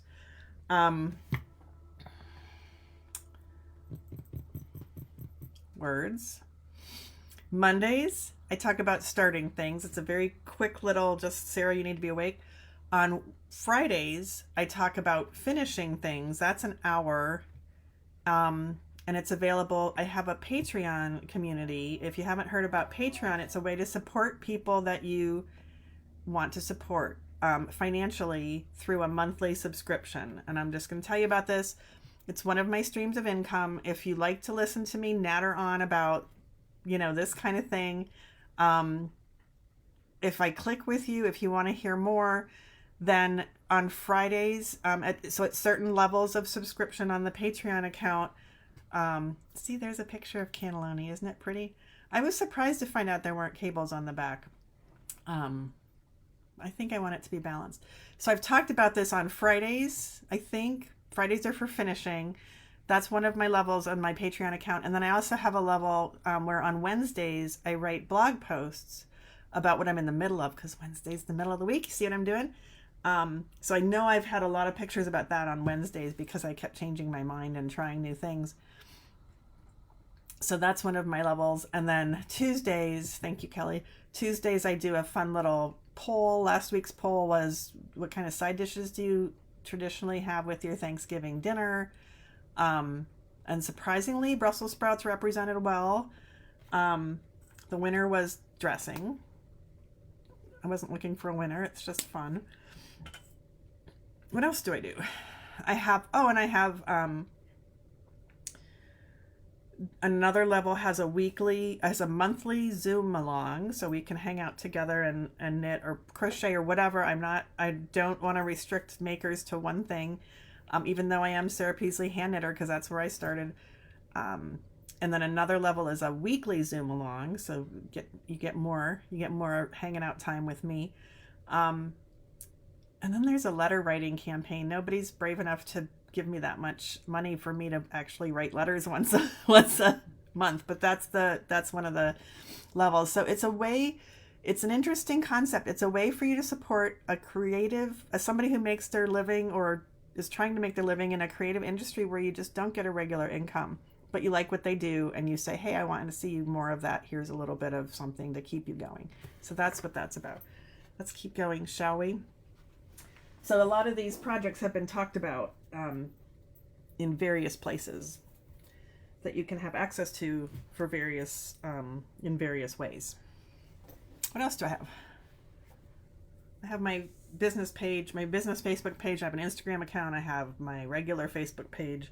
I've stopped talking about my knitting for the most part on social media, though, because I've put it behind Patreon. The thing I've been working on most recently that I just got to the point where it needs 1.5 seams and ends woven in and blocking, so it's going to go in pile number 2, is my Starsky sweater. This was I'm often teaching a custom fit sweater design class, and it's different every time. Usually it involves set-in sleeves, but it's like a 5 or 6 month class, or sometimes longer if we need more time for knitting or crocheting. And this was my latest one, and it was based on a picture of what I thought was a big like Starsky and Hutch style cardigan, but it turned out in fact to be a rectangular scarf that was folded like this over a mannequin and then belted. And I thought it was a sweater, but I bet I could make it a sweater. So I taught this class and I had a bunch of people join me, and I have finished the knitting now as of this past weekend. And I had done part of this seam so that I could decide how long to make the sleeves. It's on an awkward holder, but I'm going to roll it back about 4 inches so it matches this. And this one I just finished knitting the sleeve and I need to do this seam, the rest of this seam, weave in the ends and block it, and it's done, and it's already a sweater. It's nice and warm. And it covers my butt. We didn't all choose them to cover our butts because, you know, it's custom fit, so you get to do whatever you want, and I help you along the way. So starting in January, again, I'm going to have another custom fit sweater, and I was going to do a boxy tee, just unstructured and oversized, but since this was kind of boxy, I think I'm going to do my sleeveless shell. So, you know, a shell with like set-in sleeve armholes, but sleeveless and custom fit. Oh boy, I think I think there's a ball of yarn attached here somewhere.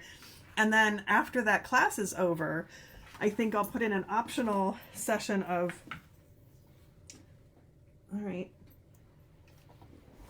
adding sleeves from the top down. So no sewing. Here we go.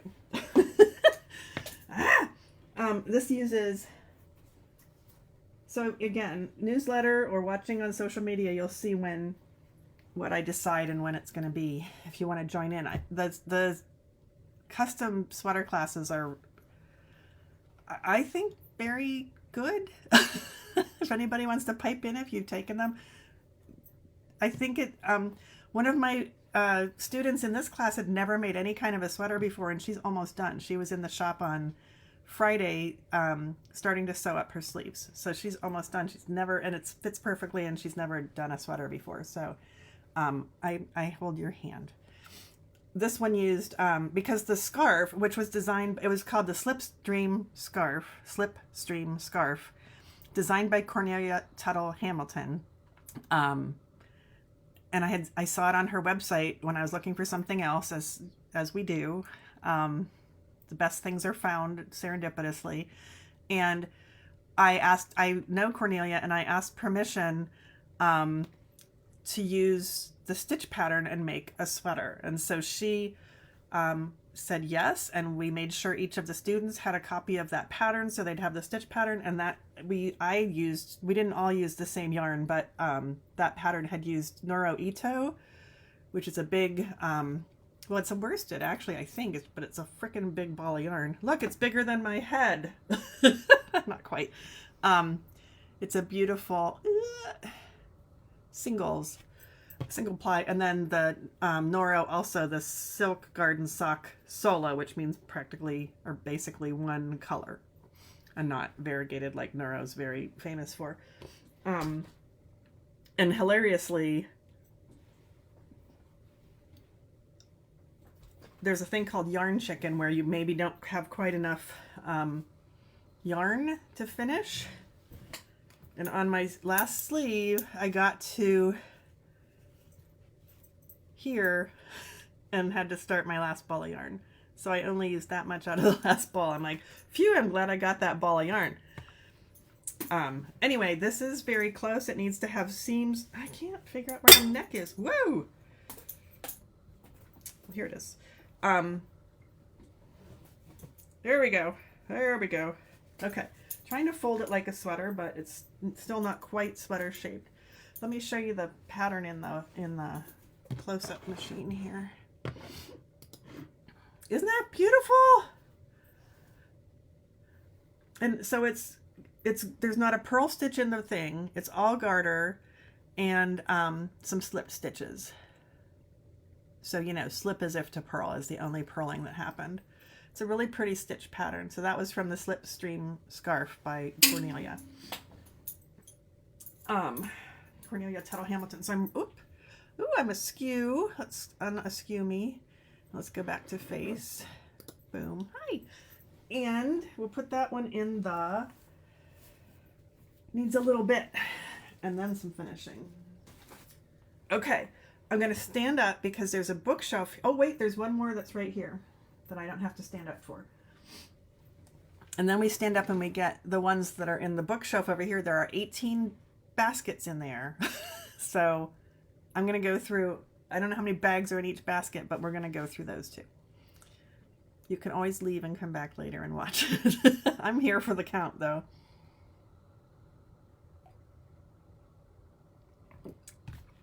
Okay. the store that I work in, that's a good sentence, Woven Art in East Lansing, is currently next door to a fabric store named Seams. But what used to be on that side was a gallery called Grove Gallery. And it was a co-op, an art co-op where, well, I spent a lot of time there going to the opening exhibitions and buying artwork and getting to know the artists. And it did not make it through. We had a pre-COVID. No, this is not all from this year, Susan. Good heavens. Well, a lot of those are from the last couple years, and I'm going into the bags that I haven't looked in for a while. Some are going to be older than my children, who are 26 and 31. Well, maybe not older, but as old as my children. This is me admitting to everything that I haven't finished. Everything that I haven't finished that I still have. Good question. No, this is not all from this year. I do have to actually do my editing and my being shop girl and, taking care of the dog and laundry. It would be lovely if I could start all these projects. Well, I do start all these projects and never finish them. Anyway, yeah, thank you. No, I'm trying to make you feel better, not worse, about how many projects I have. There's some old ones here. Sometimes you let them go. That's part of what I'm doing, is like, if I'm never going to finish this, let's just put it in a pile to just let go. I was telling you a story about an art gallery. There were some pieces of art there, and I got to know the artist. There was a series of 3 painting. Oh, meow. Did you hear that? I mean, before I meowed. What's up? Can you not get out? She probably can't get out because there's so much yarn. Not yarn, projects. It's okay. You can jump onto them or stay there. She's stuck in her cubicle. I don't know if you can hear her. Her name's Sam. She's my coworker who has an actual office. There was a series of 3 pieces that I loved, and I would visit them every time I went to the art gallery, which was often because I worked right next door. And I kept saying to her, someday I'm going to buy those, but I couldn't afford all 3 of them. And like a year after after I was saying that to her for over a year, she said, just take them home and make me something. And I'm like, what? Like what? An Afghan? And she's like, no, make me something to hang on my wall. So I was challenged to do something a little more artful with my knitting. And it took a while, but what I came up with was, and I'm still not, and it's been years and I still haven't fulfilled my half of the deal, but it's close. I think I just need to figure out, I think I have it all figured out. I just need to do the damn thing. So this is going to go in the second box. No, I still need to actually knit some of them. Anyway, a series of, are we right side up? Yes, a series of flowers. Now these are not necessarily the ones. And there's a third one that I haven't even knit up yet. And these aren't, I don't know yet. I was playing with color, the color wheel. So some of them have a red background and some have a purple background and some have a blue background. And I purchased enough yarn to have like, I don't know how many sets of these. She's only going to get, 3 or 4, depending on how many flowers I come up with. And I figured out finally how I'm going to mount them. There are, of course, ends to weave in, although it's going to be covered up on the back, so maybe I don't really need to weave them in well. But this, hopefully I won't fall on the dog. This little umbrella tree with all these bags, that's a crap ton of yarn that I bought for this project to make the different colors of flowers or backgrounds or centers. And the idea is, if you look at a color wheel, and there's one right there, but don't look at that one, it's too small.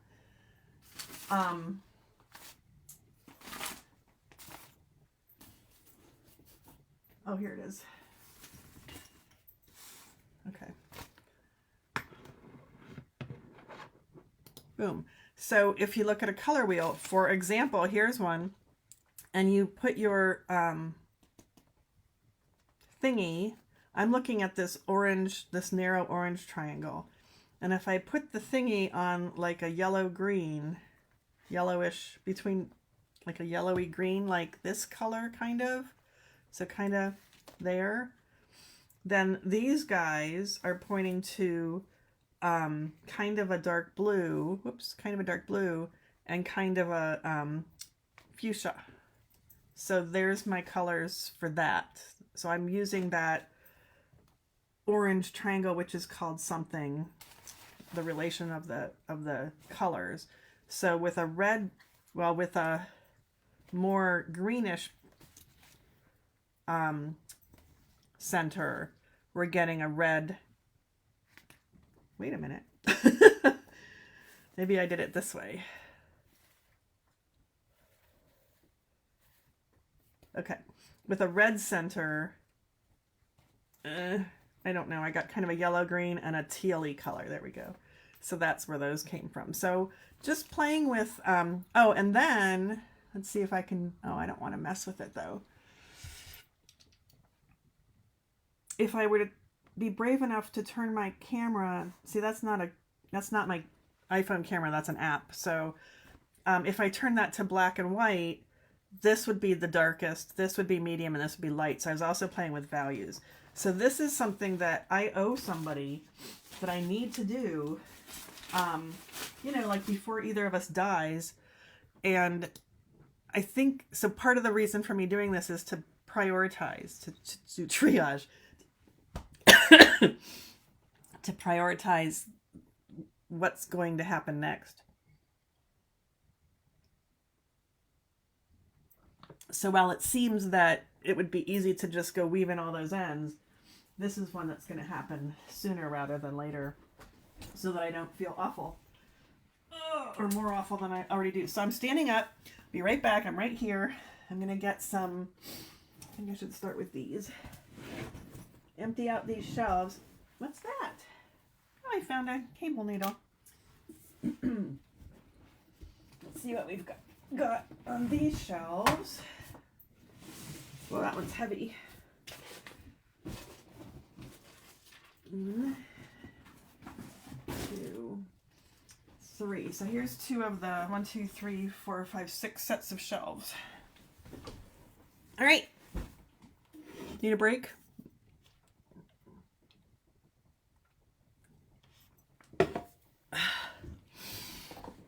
All right, let's go.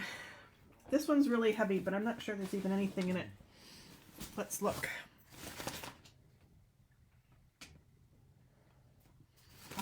This was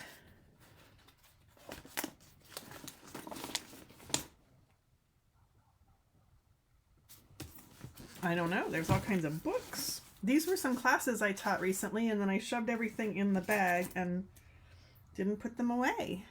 So that's exciting. Bag being this box. Whoops, now I just threw a bunch of them on the floor. Oh, God. What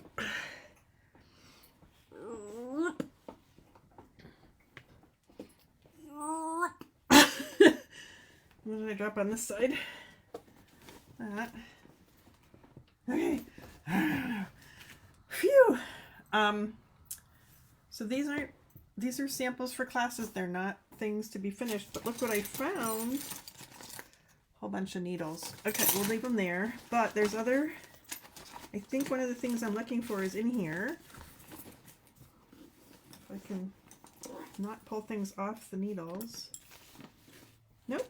Those are also samples. That's for my top-down set and sleeve class. So these are just class samples. We don't need to look at this basket. But Sarah needs to deal with it. Okay, that is not unfinished. That's just not put away. All right, Clara, I'm going to put that next to you. Don't bark. Whew. Okay. That was exciting. Didn't have to put that in a bag. Oh, here's my other Jean Frost jacket. This one's fun. It needs a lot of work. I pulled out a novelty yarn from my stash and a black from my stash. And this, I also had somebody else knit this for me, and I'm putting it together. And I don't know if I have any of it put together yet. Some Sarah here. No, none of it's put together yet. I needed to check my sizing. So this is the front. Is that right? Nope. This is the front. I'll show you the pattern close up in a minute. There's the armhole. Here's my neck. Whoops, Sarah. There, that way. There's my neck. So I have a front. I have another front. Let's move the mouse so I don't accidentally click. I have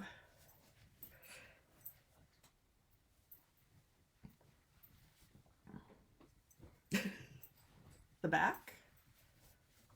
That's the bottom. The back.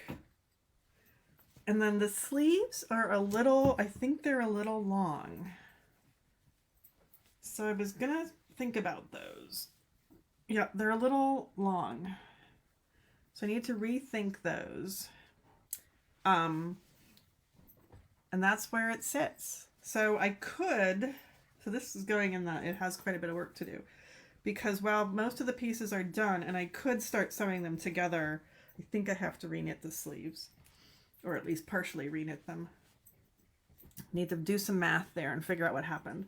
But this is a really, and I have not a lot of yarn left. I have a lot of the black left. Put that in there. There's nothing else in that bag, so nothing to find. But yeah, so this one and that purple one were both done based on the Jean Frost method from that book that I helped with. And I also have taught classes on that method and have that knowledge in my head. I have lots of knowledge in my head, and I would like to help you if you want to ever hire me for anything.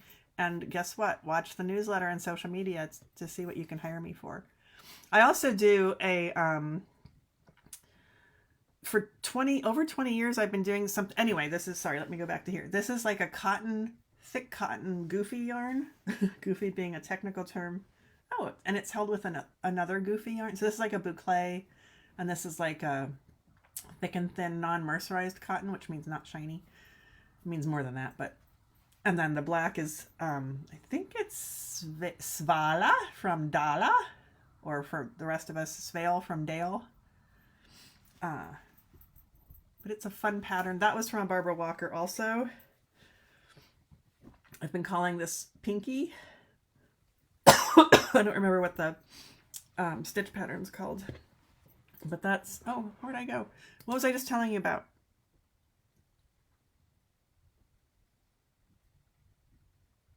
I forget. I started an important story and then I lost it.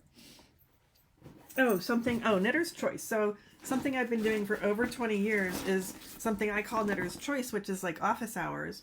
If you have any questions, thought I heard a bell ring.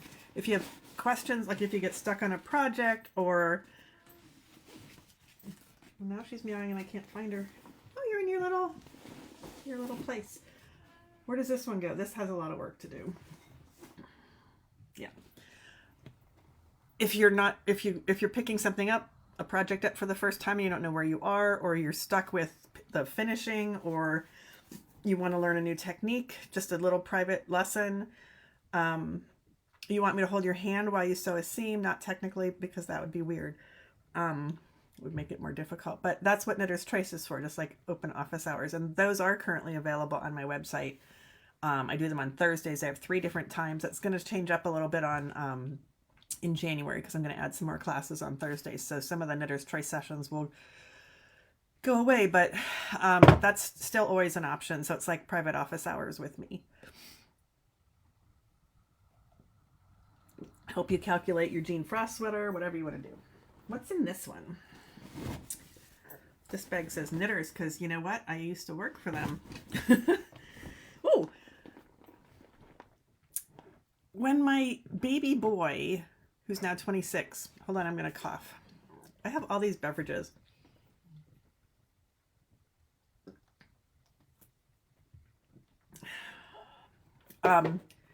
When my baby boy, who's now 26, went off to college, so he was like 18,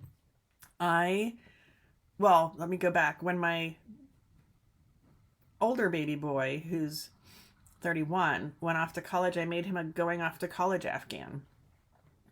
And so when my baby boy, who's now 26, went off to college, I wanted to make him a going off to college Afghan. He is now 26, working in Chicago in his dream job. Graduated from college, by the way, and I have not finished his going off to college Afghan. It's not hard. I just put it down and forget about it. This is a crocheted. I started to do a different pattern with this yarn, and I didn't like the way it looked. I started to do the same thing I did for my older son, and I had used a superwash wool for his. Oh no, a hand-dyed superwash yarn for his, with 2 strands held together. It was beautiful. And this is Cascade 220 superwash, so commercial superwash, and it didn't look nice together. It held double. So I had done, I don't know, a foot or so, and I tore it apart, and I'm doing, I don't know which is the right side. I don't think it matters, but I'm doing a feather and fan kind of, or not feather and fan, a ripple Afghan, you know, zigzags. So I'm this far, so it's not quite an Afghan. It needs work. This is another one that I'm doing for somebody else that I feel guilty about because it's not done. So that'll probably go toward the top of the pile, or on the top of the pile, with the flowers, which I call my art project. So that's going in that pile to be worked on. Here we have, what's this one? This is not knitting or crochet, so I'm not going to count that one. I have been dabbling in other things, like, for example, garment sewing and embroidery, and that happens to be rug, either punching or hooking, I forget. But that's not the same as my knitting and crocheting unfinished projects that I've had going on for years. Oh, I think she really, you can jump into the pile. I can't help her right now.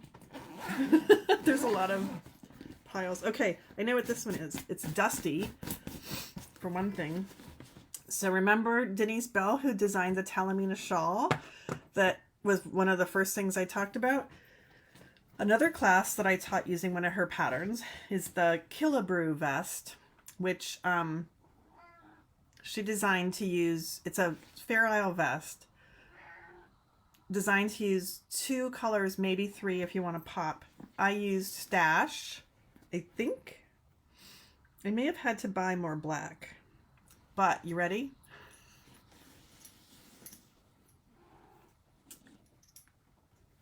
I used colors. I have, so it's the jumper weight Shetland, like you would make, you know, the more traditional Fair Isle sweaters out of. It's a little 2-ply, woolen spun, poofy.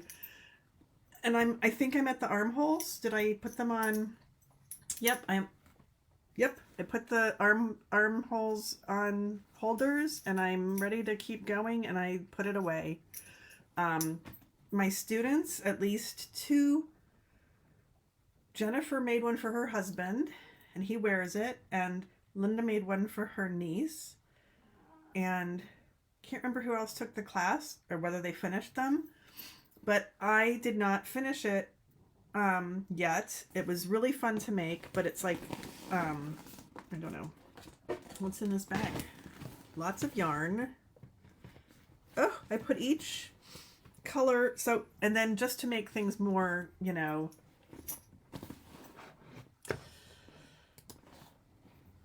every color is 3 colors. So like the blue is 3 blues, a light, a medium, and a dark. Light, medium, dark. You can see it pretty well with the pink. Light, medium, dark. Light, medium, dark. So there's 3, 6, 9, 12, 15, 18? 1, 2, 3, 4, 5. 6 times 3 is 18 colors of the colors. And then 19 for the black. And then these neutrals, there's, I don't know how many of those. 4 or 5. So we're over 20 colors.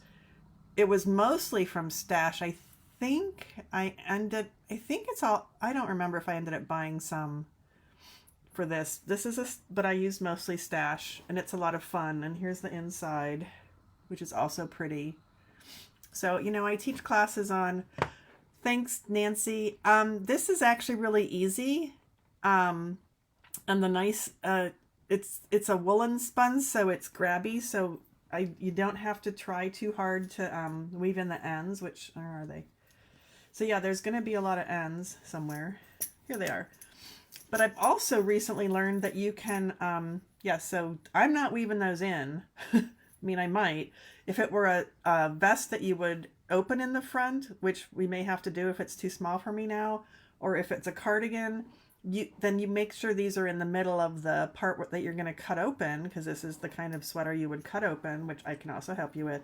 And then you don't have to weave them in at all.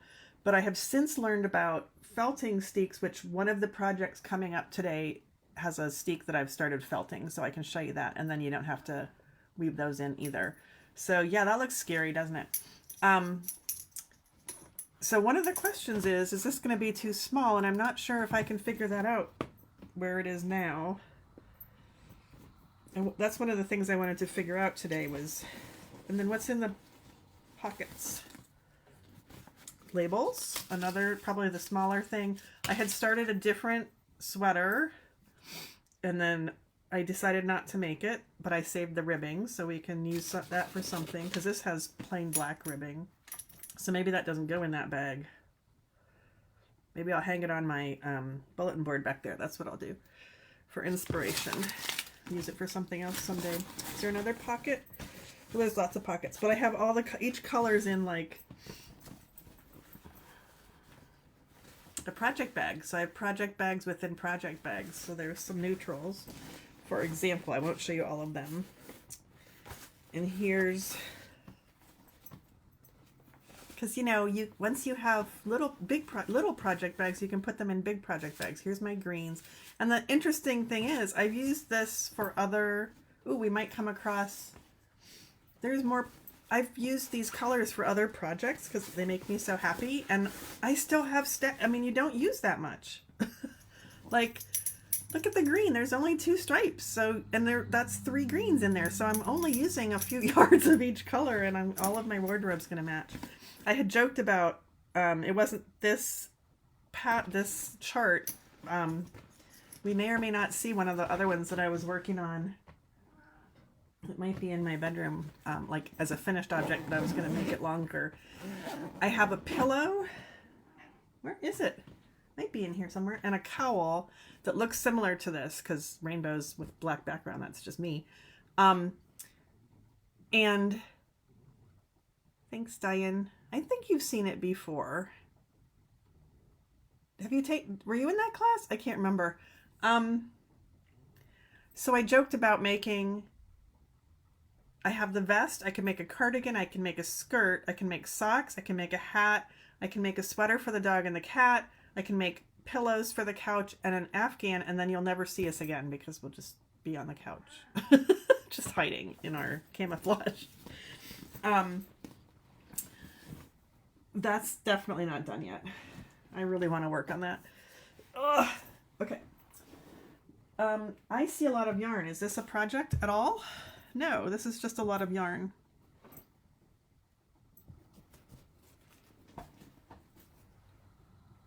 I'm never going to get out of this room. That doesn't count because it's just yarn.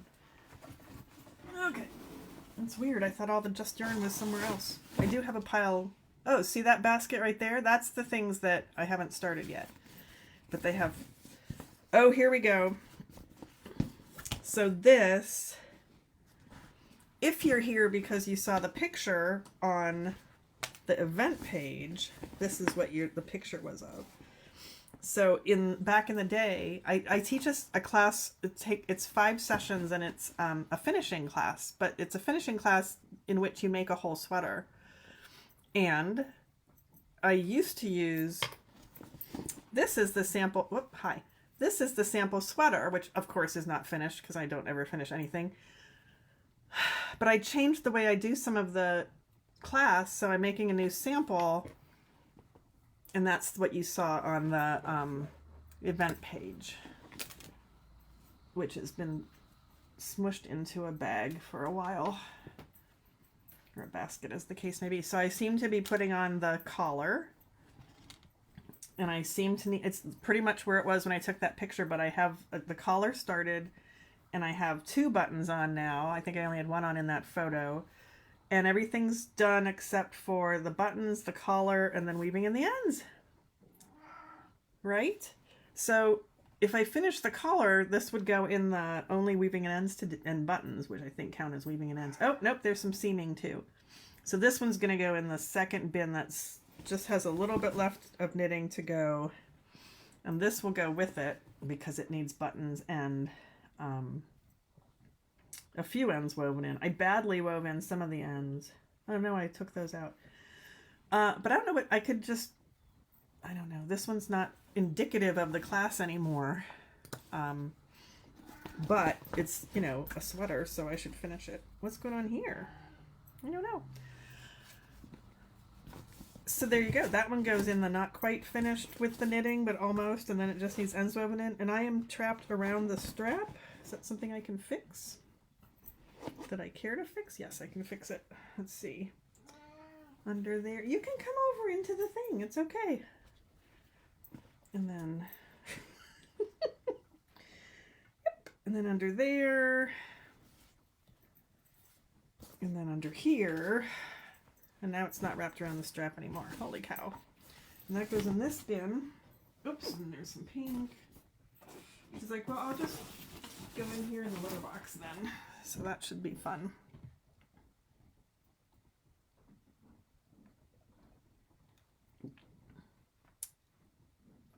Oh, okay. You weren't in that class. Okay. I can always teach things again. And this is the last from those 2 shelves, and I have 1, 2, 3, 4 more shelves to go. So it's 3 o'clock. That was my 2 hours. Oh my gosh, I forgot about this. Of course, I don't have the pattern in here. What else is in here? So you might have noticed that the Starsky sweater is basically a brown sweater, and brown is not a color in my life. Yellow and brown and kind of orange, but I'm trying to branch out. See you, Nancy. You can watch the rest later if you want, or not.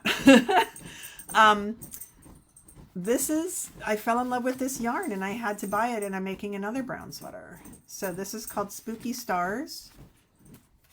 Somewhere there. Spooky Stars from Madeline Tosh. And wow, I'm a lot farther than I thought I was. So, and the sweater I chose to make is an oldie but a goodie from Bon Marie Burns, who goes by Chic Knits as her business name. And she's been around since the time when there was blogging but not Facebook, and blogs didn't have ads yet, and there were blog readers. And hi, Audrey. Yeah, there's Spooky Stars in the whatever we currently have at the shop, but this is which one was it? Tosh Sport, back when that was on the back wall. And I'm making a sweater called Derica Kane, which I think is a play on Erica Kane from a soap opera, but I'm not sure. And so I just went for this pretty lace pattern. We'll put it in the close-up. Whoops. Just jump onto the knitting. Might have to go rescue the cat, but I can't get to her either. It's looking more gray under this light, but there's the stitch pattern that you can see. And I honestly thought I was about here on it, and look how far I am. So I must have pulled that out and worked on it. This is from a couple years ago. I don't really know when I got it. So it's a cardigan. I don't have any cardigans because guess what? I never finish anything. There's a surprise. We're trying to change that. So, you know, if you want to finish things with me, my house the last Sunday of every month, you'll be able to sign up on my website soon. So this is not done. Come here, you can just jump up here. It's okay. And that's 2 bins. All right, let's go get the next 2 rows of bins, and then we just have 2 more rows of bins. And I think these are moving a little more quickly than that first batch. I could be wrong. Oh, that's not even a bin. That's just yarn. Oh, and there's those. Okay, so 2 of these are already done. But there's an extra bag. Oh, that one. Holy cow.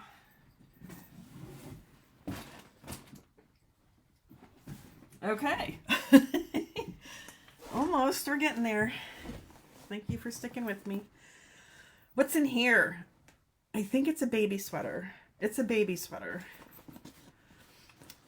A woman hired me to reverse engineer a baby sweater from their family, and I did.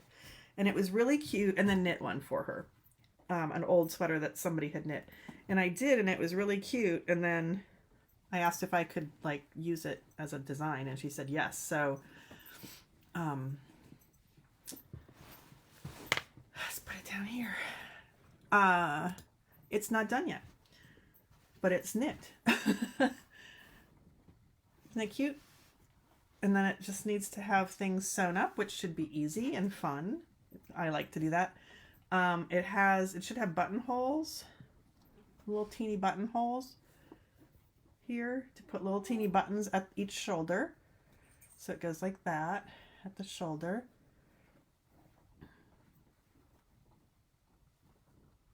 Just a little bit, like 1 square of overlap. And then I didn't put anything around here in the original, but I think I need to put something around there for this. And one of my favorite borders, and it's the same front and back, I believe.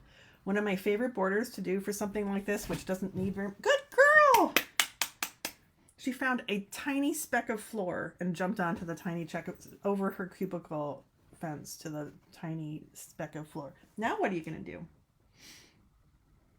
Now you have... Oh, what if I do this? I can make a maze for her. That's it. That's all I can do. But you can get up on the bags. It's okay. But on the other side, you'll find the dog, so then you won't be happy. Just going to sit there. Oh, here she comes. She's out. Okay, my favorite thing to do for just a simple little border, I thought the collar was finished, Audrey, but I think I'm going to just pick up stitches and then bind them off purlwise, and that just makes a little tiny purl ridge so that it looks all the same. It could be finished, but I think I'm just not thrilled with the edges. I'm trying to get the... Guess what? I haven't woven in the ends. So it could be finished, but I think I'll pick up and do a purl ridge, a purl bind off. And that will be it. So this goes in, let's see, I don't have to really knit, I just have to finish and weave in ends. So that goes in the second pile with things that aren't quite ready to just be finished. Yeah. So there you go. You can come up here. I know. It's okay. It goes in that pile. This is exciting. What's in this one? Let's come back to my lovely face and my non-conditioned hair. This one, are we going to keep this? Oh yeah, I should just finish this. This used to be, hi. Hey, maybe she'll come up here and show us her beautiful self. Come on. You can work your way over. This is a hat that I started. Here, let me just help you. Let go with your claws, please. Ouch, ouch, ouch. Okay. Ouch. There's her butt. Here's my kitty cat. This is Sam. Hi, Sam. She finally made it out. Okay, this is a hat that I used as a sample in a class on knitting in the round for the longest time, and I think I need to just finish it. It's a soft wool. I think it's a Dale of Norway. Let's find out, because look, the thing's right here. Oh, I lied. It's called it is a Dale of Norway. It's called Harlequin. It's old. Do I know where I got this? There's no price tag on it. Don't know where I got it. And it might have been a Yarn For You purchase, but it's a little hat, and I just need to finish it. This is actually, I think, a pattern that I have also another thing I do. Hi, Diane. Yeah, she says meow. I just said hi, Diane, like I haven't seen you. Look, say hi to Diane. She's on the other side over there. Say hi, Diane. See, the dog's right behind me, so I don't know what's going to happen with the cat. There may be scratching going on me. Just need to finish that. So that goes in, then just need to, well, of course I just need to finish it, Sarah. I just need to finish all of it. But, just a little bit of finishing and then finishing. Just a little bit of knitting and then finishing. It's kind of neck and neck. Wait, have I been putting things in the wrong piles? This is a lot of finishing. That's a little bit of finishing. I think I've been doing okay. Crap. I think I've been doing okay, keeping them separated. There was a story. Oh, another thing I do for a living is to not write patterns that I could write for things that I've designed for classes. So, you know, another pile that I would like to do is a big pile of finished things I designed that should be patterns so I could make a little bit more money. Always trying to make a little bit more money. That's cold. So here's a mitten.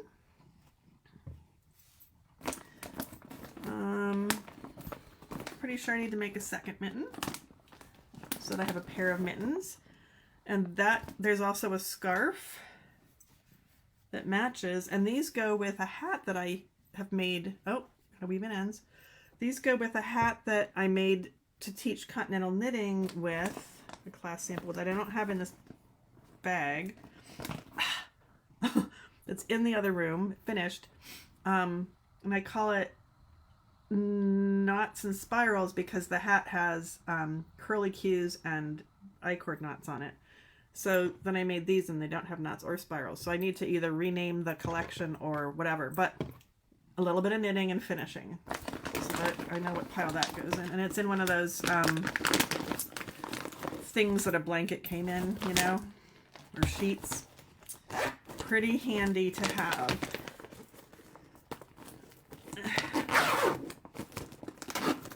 So that goes in, needs a little work and then some finishing. Okay. And this is empty. Let's just stick it right there. Whoops, let's just stick it right there. Okay. Oh, that's another empty one. Okay. Oh boy. So this is, I was going to try everything on. I meant to try on the Killabrew vest because I gained weight and I need to know if it's worth finishing things or not, or if I should make them bigger or just not make them anymore. So this is a skirt I made a million years ago, which hopefully I can still fit that around me. I might have some bulgy bits, but this is finished, but so this is going to go in the not yet started pile, a completely different pile. What I want to do is shorten it a little bit because can you see?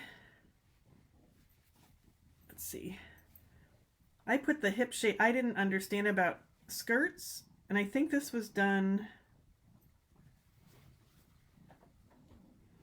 Oh, lesson on pattern writing. I can do that, Audrey. That might be Knitter's Choice. Looks like this was top down, and I didn't understand the construction at the time, and I put the waist shaping down here when it should have ended up by my hips. So this needs to be reknit, but that's not started yet. So that goes in the not started yet pile, which is going to tumble over and make everybody bark and meow. Ooh. And then I have another skirt. This is the skirt bag that I knit that's probably not gonna, I don't know, maybe it will. And this was done with corrugated rib. I almost said corrugated cardboard. Oh wait, that might be the bottom. It is. Well, the bottom will fit. This is the top. That still looks pretty big, but I'm not sure. Hopefully it'll still fit. All I need to do is turn down the, let's do it so you can see it. Turn down the waistband, sew it into place, and put the elastic in, which might not even need any elastic now, and then weave in all the ends. So that goes in the, and that was a Noro self-striping, and then a black, probably also Noro. And I think that was 100% stash when I made that. And that was from a, oh look, here it is. Knitter's Magazine. I used to publish, or not publish, edit for Knitter's Magazine. Here, we can look at my name on the masthead, all exciting and important. Or maybe not. Where's the masthead? What the hell?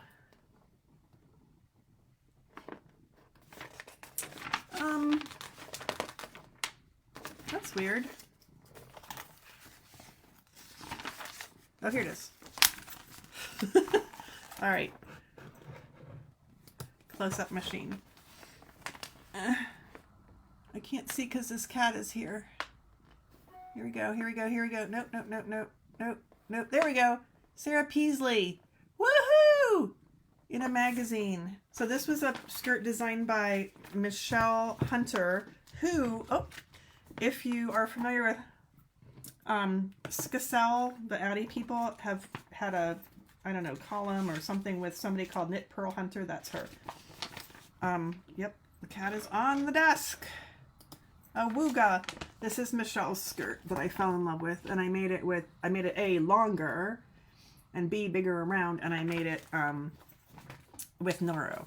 And the good news is, ooh, what'd you do to that? It's all wet.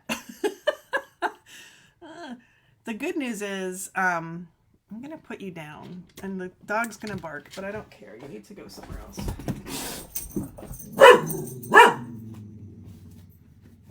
She needs to go somewhere else.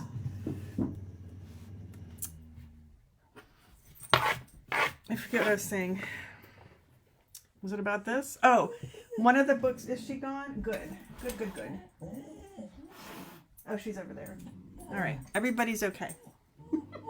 So this needs a little bit. And I think I have the, yep, black elastic. One of the books that I edited for something with sobriety about my brain cells coming back into action has been amazing.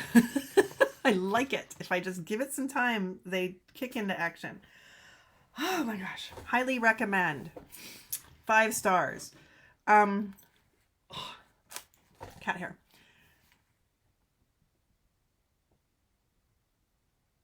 One of the books I edited for XRX was Knit My Skirt by Candace Eisner Strick, and that had a whole bunch in the front about how to fit a skirt, a knit skirt, to your body, how to design it for your body. Everybody, I don't care what you're saying right now, everybody can wear a knit skirt. You just learn to make it so it's not too small, and then it looks nice. So I think now that I know that, I can make better decisions on skirt making. And this is another knit skirt. Oh, I don't like to see moths in my bags. Well, we'll have to inspect that. Crap. There's a couple little dead carcasses in there. Just 2. And some moth dirt. Well, poop. I will have to... Where was this? No, it's still here. I will have to inspect this stuff. See, that's what happened last year. I found a lot of moth damage in one of my things. Okay, that's... Oh, look at all those pockets. That's pretty nice. This is another bag from Jean. It's a big project bag. You can put your pattern there. And it's got lots of little pockets here for phone and needles and I don't know what. And the other side doesn't have pockets. And there's... So we're going to wash that out. I don't know where to put it. We'll put it there.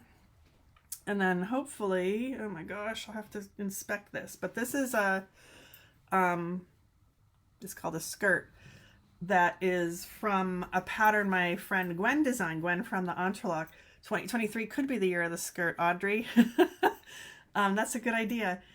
I think it's called Masterpiece from Leftovers skirt by Gwen Bortner.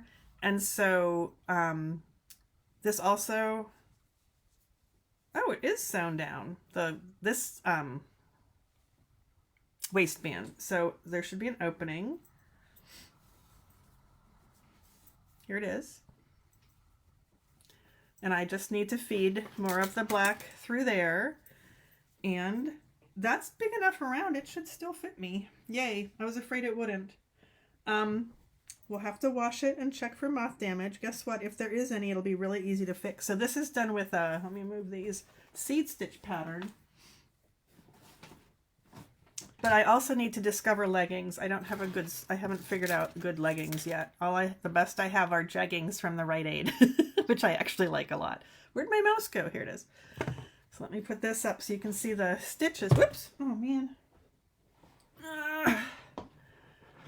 Hands. Way close machine. Isn't that pretty? It's just, I think it's a seed stitch or a broken seed maybe. And I picked out, so here, maybe we can see some ends. I picked out a, there's a Noro in there. I think it's this one, and it's whatever purple that is from Noro. And then there's a spun right round fiber, and I don't remember the color of that one. And then I took like a dozen grays from my stash, because remember stash, and cut off, I don't know, some number of yard lengths, and then cut them apart and tied them together to make like a magic ball with just all kinds of different grays tied together to use up stash. And so you, from the front, like, we're not weaving those in, they're just square knots or overhand knots, I think. So from the front, you can't tell that there were like 12 balls of gray tied together. And it's textured, it's kind of thick. I like my skirts to be kind of thick, you know, less bulgy. And that is exciting. That's really close. So that just needs the waistband and the ends. So that's going to go in the ends weaving pile, I think, because the waistband just needs to be shoved through. Sad about that stupid, it'll be fine, because with that texture I can repair anything. I can do it. I can repair anything. Is this attached to something? Yeah. No. I have this lovely ball of, this is Noro Cash Iroha, which is, sorry, whoa, cheers, bubbles, which is cashmere and who knows what else from Noro. So this is going in the just needs stuff woven in kind of pile, which is over there. Okay, exciting. Oh, there's always moths. So what I have to deter the moths are these. Well, we'll interrupt your program. I get no money from any of this unless you like hire me to do something or support me with Patreon or something, or just throw money at me when I walk by. That would be great. I'd pick it up, honest. The Safer brand, not pantry moths, but clothes moth traps. Are you buy a box and there's 2 in the box, and they're just, these things are already put together. There's 2, so they put them opposite so it makes a thing the box size. And then you see this little white square in there. It's a pheromone thing, and you open a little envelope like a spice pack for ramen noodles, for example, and you just boop, throw it in there, which is weird.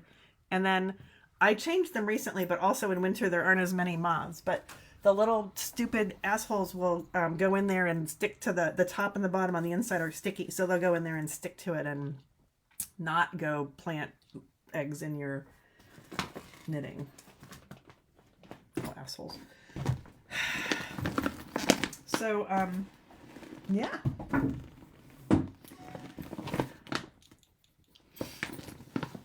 I think we're going to be done by before 4, if you can hang on. If not, you can always watch it later.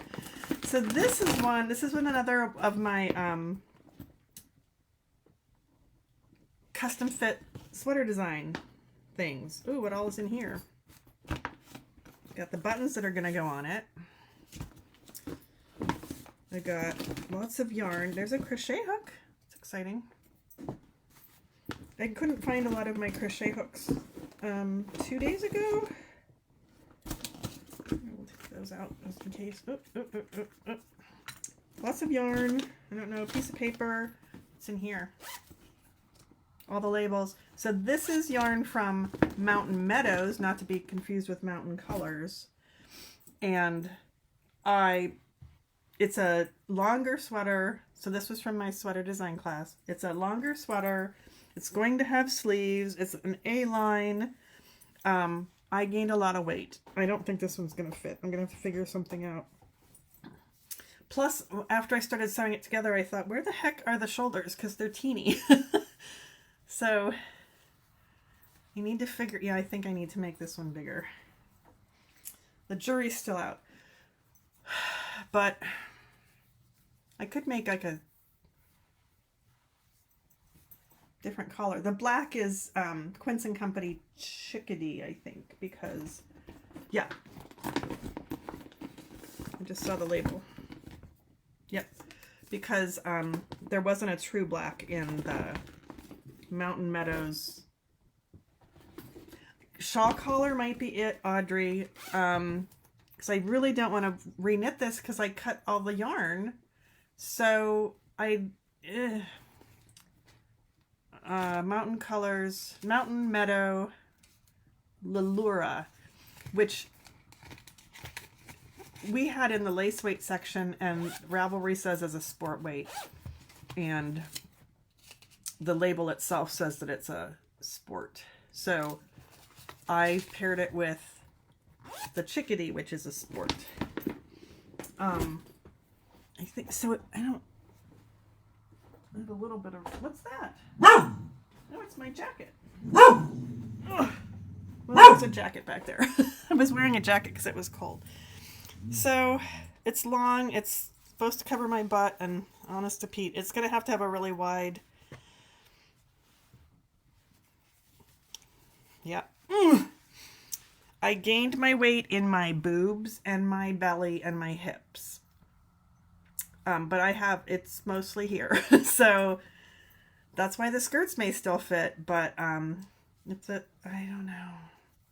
I would only have to reknit from the, well, no, because this part's, I don't know. This goes in the, well, it's not done yet. This goes in the lots to work on pile, even though the body's done. So my students, the idea was I don't usually include a stitch pattern in my custom design classes because we're focusing on the shaping and the fit, and we don't want to have to think about a stitch pattern, right? To fit the stitch pattern in.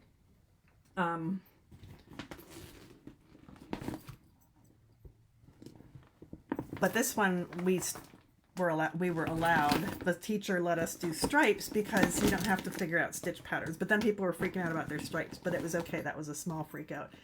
And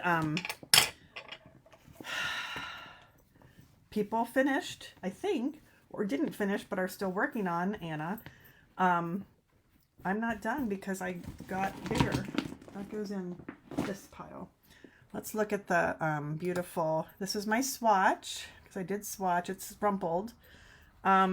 It's really soft. It's partly alpaca. It's upside down too. It's partly alpaca. I don't remember the, oh, here. 50-50. And then these are the buttons I had picked, which are, if you don't see this, they're like different shades of a natural shell. But if you see this, they take on the colors of the, whatever they're in front of. Isn't that cool? Well, kind of. So I think they're a perfect match. So I definitely have to finish the sweater so I can use the buttons, right? Okay. Let's put that over, squeeze it in here. Okay.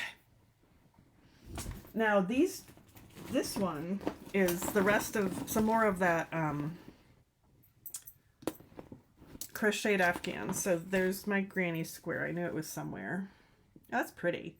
See, I'm going to keep working on this. This one will be probably for me, but maybe not, because who doesn't need more blankets? So that's just going wherever that was, which was there. Oh no, that was in that basket. Hi, Clara. I'm putting that right next to you. So that all goes in the basket, so it's all in one place. And this is the rest of the yarn for my son's Afghan. So that goes, I'm just storing it because it doesn't fit in that bag. So I can just store it there. 2 bins down. What's in here? But I'm done with that. I finished it. This is my cat. So if you've been watching my live streams or my blog, I think I put it in the live streams, one of the live streams. Which one, Audrey? The Mountain Meadows one with the buttons? Yeah, I think. See, I did a sleeve cap and sewed it in to see how, and I think I need to do that again and think about a shawl collar. I don't know, I got bigger. I'll think about it. I have a lot of yarn left too. So maybe not blue. There's 4. There's blue, there's gold, there's purple, there's green. I have a lot of yarn left, so... Oh, but I haven't done the sleeves yet. Maybe it can be a vest. Thank you, Audrey. So this is done. This is I made a cat. I was mad at the sloth because I didn't want to sew it all together. So I made a cat that you didn't have to sew together, and it didn't, and then it needed finishing, but I finished it shortly after I finished the sloth, or before I finished the sloth. So this is done. This yarn needs to get put away. Done. That yarn needs to get put away, which is some pile over there. Do I need to know what needle I used? Maybe. I should write that down somewhere. Put that here. Okay. Oh. Thank you for hanging in. I have 2 more shelves, which may or may not all have things that need to be finished, and 1 more from this shelf, which is a quick one. Remember when I said felted steak? Remember when I said the words felted steak, and also when I said I like green and blue? Oh, there might be stuff in here that's fun. Oh, pull that out.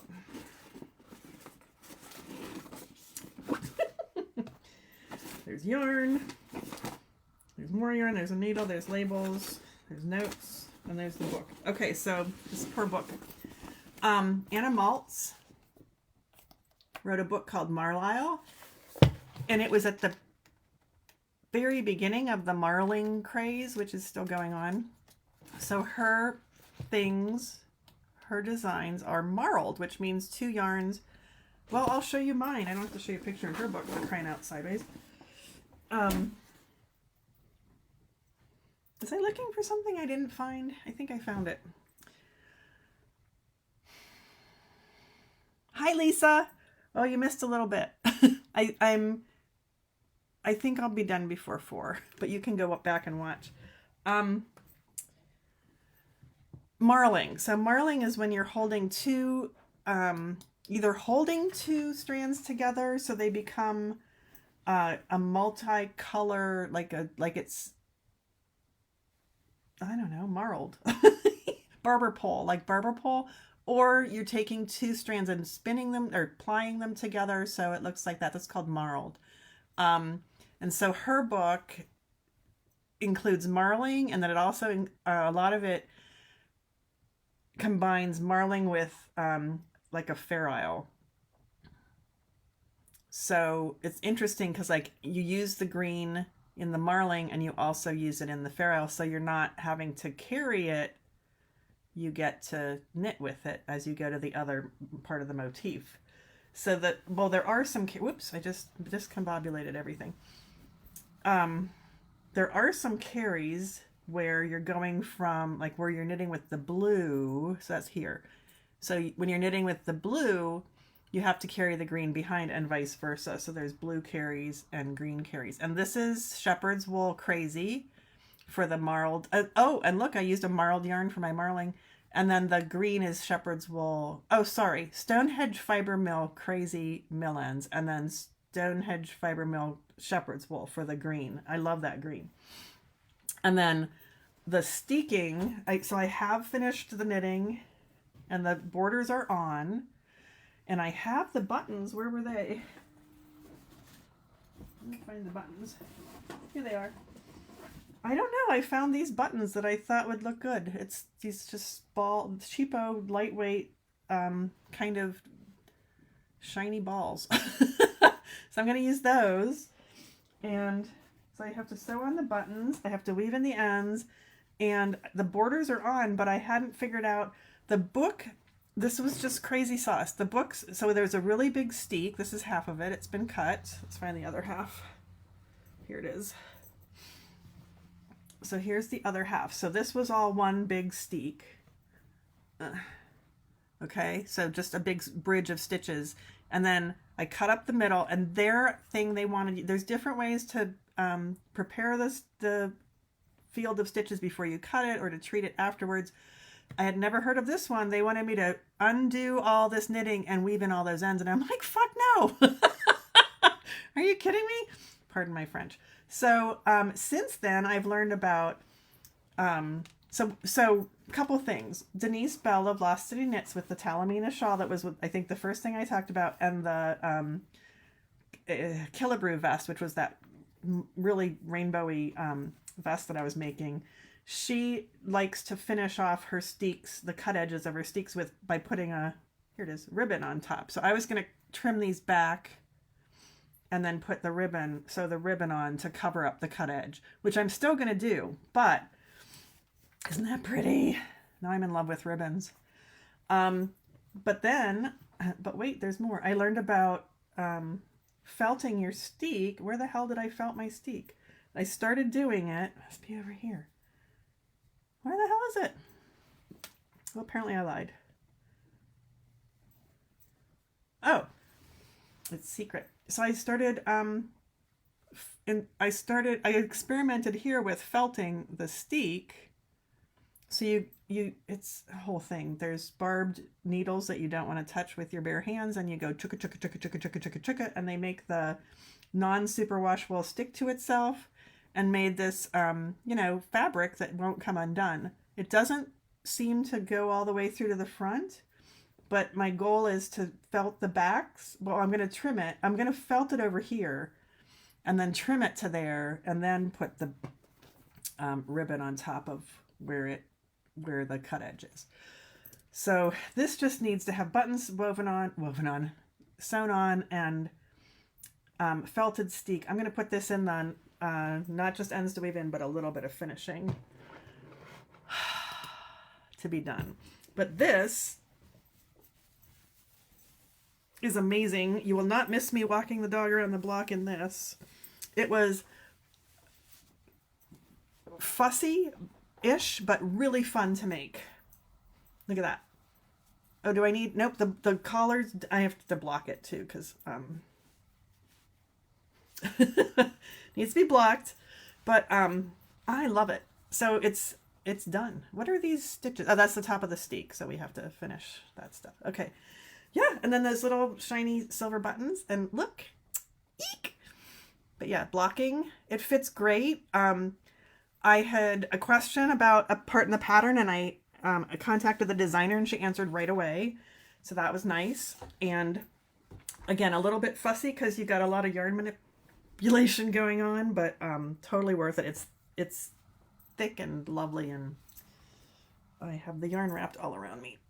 So that, I need to finish that second wear. Okay, and that goes in a bag, back in bag, and then we're back to the last two shelves. So 6 more bins and we're done. Thank God. I'm hungry. Are you hungry? Trying to put everything in bag. There. So this goes in here. You know, it's kind of neck and neck on all 3 bins, on all 3 laundry baskets. Right, getting up to get the last 6 bins, which may or may not have a lot to look at. Let's see. Oh, that's empty, so yay, that one's done. That one's not empty. 2 more. Okay. I can think of some that I haven't shown you yet. So they're probably in these bags. Almost done! And then I get to eat some food, and then edit a pattern that I need to finish editing before, I don't know, last Friday. Okay, ready? Let's have a little refreshing beverage first. I'm going to move this over and see how many people are watching. I can't tell. Oh, because I'm watching the wrong thing. Okay, hold on. 5. That's okay. It's okay. I don't need to have all the people watching. You can watch later. This is for me. And also, if you don't know me and you wanted to get to know me, this is going to do it. And if you, I don't know, things, words, stuff. And if you wanted to feel better about how many things you have going, This should do it. Okay. This was a bag. Hi, Lynn. This was a bag of yarn I got for free. This is not a color I would normally wear or maybe ever will. It is, let's call it Adobe.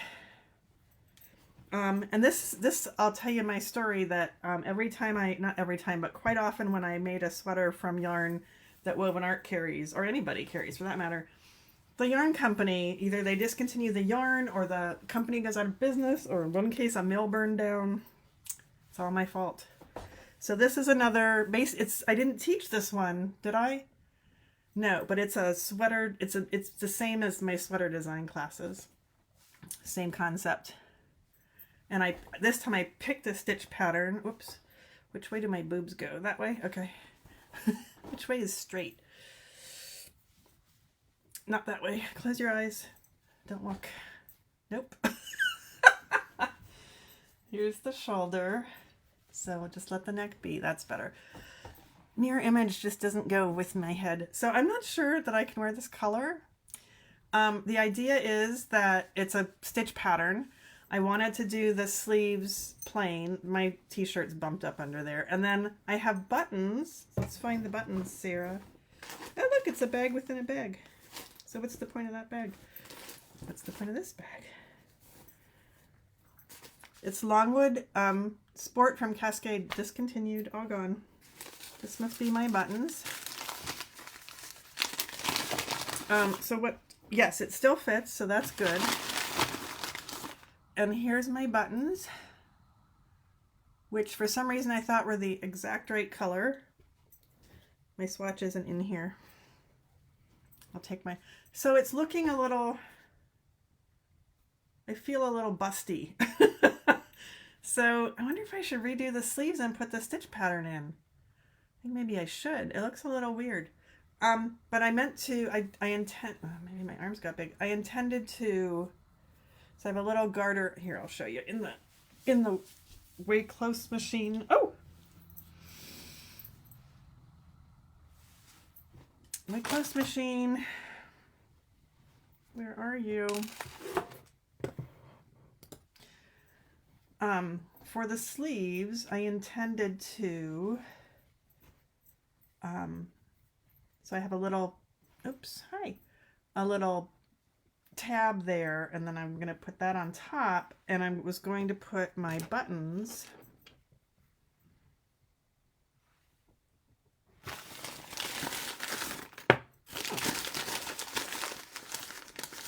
on there. Originally I thought I'd have buttonholes, but I'm just going to sew through both layers. So that's going to go like that, and that's going to match the bottom, which I did the same thing to, but this one I'm going to put 1, 2, 3 buttons and just let it hang open. I have to decide if I think this sweater is too long. I didn't stand up while I had it on. There's issues with it besides the color. Like if it fits beautifully, I'm willing to maybe try to wear it and see if people avert their eyes or say, wow, that looks great on you.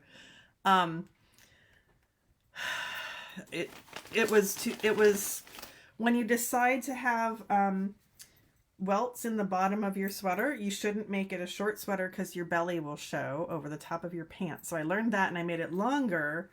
So there was a lot of, because I already had it done, or like it is now, maybe without sleeves.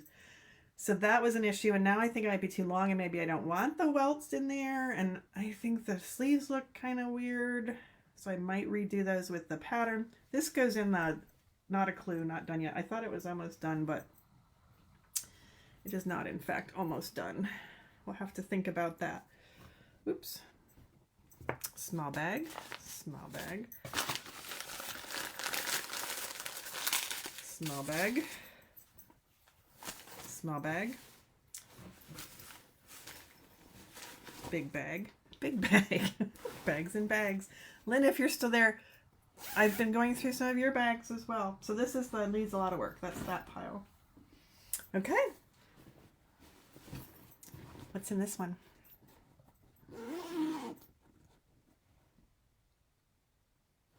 Oh my God. So Susan, if you're still here, Deo, this is from when my youngest was in elementary school.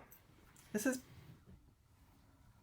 might be the oldest one I have. So that's not as old as my kids, but it's almost. And it's done, so I bought this purple koigu, and I started to make a pattern from, it was a Dixie Berryman, which at the time was a free pattern on Knit Picks called Women's Mitered Cardigan. And I didn't do a gauge swatch because and it was too small. So I didn't want to redo it all because it's all these mitered squares. So I got some black koigu, and I made like, I put like I made gussets everywhere, and I put a collar on it, and let's see if it fits. And it's all woven in, and the only thing I have left to do is buttons, but it's been sitting in a bag for at least 1 decade, if not 2. Very possibly 2. Oh my gosh, I think it fits. It's a little snug, but it wasn't intended to go over. It's intended to go together like this. I think it fits. That's exciting. So let me show you the buttons. It's exciting. I thought for sure it was super small. Okay, let's put it together like it was buttoned or whatever. Oh no, I have hair in my eyes. Okay. So I meant for it to look like, so anyway, the mitered pieces I did for Dixie Berryman's women's cardigan, but then all the black is different. I added to make it work. So there's big mitered squares and little mitered squares. And then I have buttons that I think are the coolest thing since sliced bread. And that makes me hungry for a sandwich. We should make some bread. So I got these, they're not squares, Sarah, they're rectangular buttons. And my thought was to go like that and have a little skinny I-cord thing that you'd make happen. And that's as far as I got. I have 4 sets. And I have no idea how I'm going to make that I-cord thing happen. But I have the buttons, and I have the rest of the yarn, which is a big mess here. And so I just need to figure that out. And it's done. So that goes in the, not the weaving and ends. Well, yeah, that goes in the, it just needs buttons and, well, but it needs the button loops too. So maybe that goes in the pile with the, it needs a little bit more. That's where that should go. Got a knot. I'm going to wind this while I'm here. How long could it be? That has a knot in it. Now let's just keep going. Screw it. But how long is it? Here we go. That's the end of that. Nothing else in there. Buttons go in here. Little bag. Yeah, so I did not think that was still going to fit. So that's very exciting. Because, you know, some of them did not still fit. When I become a little bit smaller again, then I don't know. Well, so for a while before the sobriety started, there was an episode or a time period where I got extra super skinny because I stopped eating entirely. And that's probably when I was designing the striped sweater. Wait. Nope. Yep. Oh, I got confused. I think the one where I have to knit a whole mitten doesn't go in that bin. It goes in there. There's quite a bit to knit. Okay, I think I was confused, and now I think I'm back on track. Looks like a jogging sweater. What? Oh, the purple and black one? Like a, if I had, oh, I could put a zipper in. But then what about the buttons? Maybe you could use hair ties with the loops and be done. You know, Audrey, I think I need you as my advisor. Because that's pretty much what I was going to do, is just like have a loop and just have it cross in the middle, but hopefully be attached so it doesn't go flying off. Jogging sweater. So I didn't think of a zipper. Let me write zipper. So I'll forget. I'll forget. That list is already filled out. Oops. Sarah here. Oh my gosh, that's kind of exciting. Oh, I'm using a Sharpie. We're going to write zipper question mark, and we're going to put it in the bag. Oh, glad you're here. What bag was it? This one? This one? Which sweater was it? No, it was the one, but I thought I put it, it's this one. Is it this one? Yes. Phew. So that yarn I purchased, well, I'm not going to tell you that story. I'll bring up bad memories. A long time ago. Okay.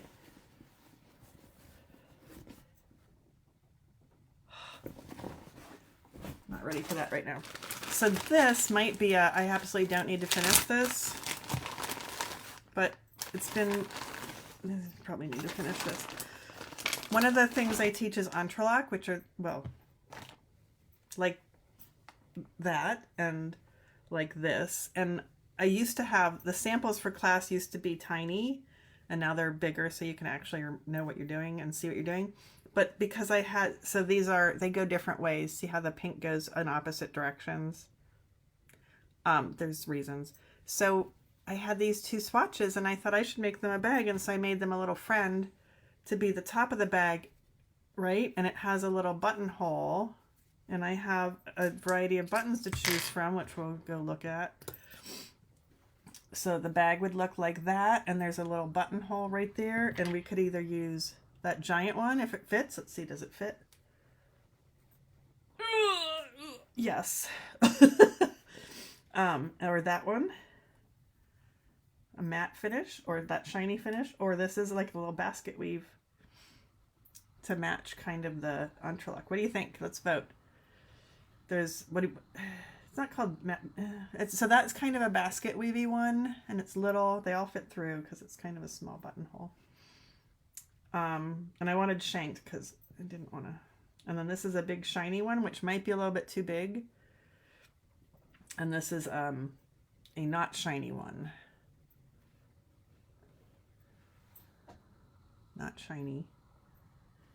Giant shiny. Well, it's kind of cute, but I think it was a kind of tight fit. Or the basket weavy one, which is kind of small. I don't think I have a bigger one. I have bigger ones that are brown. We're not going to put brown on here. Remember, brown's not a color. Oh, so that last one I showed you with the what's it called? The welts, the stitch pattern and the welts and the little buttons, that's brown too. That's 3 brown sweaters. Starsky and Derica Kane and, what do I call that one? Well, I've been calling it Plunko because the little things make me think of the Plunko games. Yeah, that was the idea, Diane, but to make a little bag, it took a lot longer than just teaching entrelac, so it didn't go anywhere. But in my brain, so that just needs button. That goes in that pile. The ends were all woven in. In my brain, I'm writing patterns for all these things that I designed for my classes, right? In my brain, I have a lot of patterns. All right, I think I see 4 more bags. Let's get this guy out of here. We can do it in 8 minutes. That'll be 3 hours. I have no idea how many. Okay, this is also from my sweater design. This is the sleeveless one. And I think this is too small.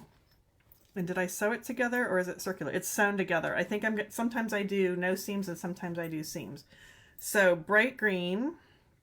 It's a cotton and viscose. Is that correct? Nope. Viscose and linen. It's Firefly. It's, discontinued. Actually, that whole company went away, Classic Elite, because I made a sweater with it. And let's see.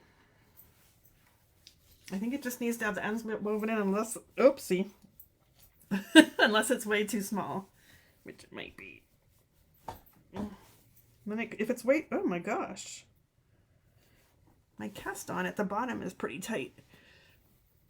So, you know,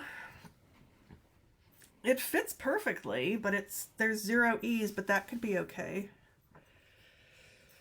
It's got a little bit of a, I must not have done shoulder shaping, so we would do shoulder shaping in our class because it's a little bit, did I do shoulder shaping? I don't think I did. But, so that's sort of what the sweater design class for the shell would look like, except not tight. You wouldn't have gained 30 pounds in the meantime.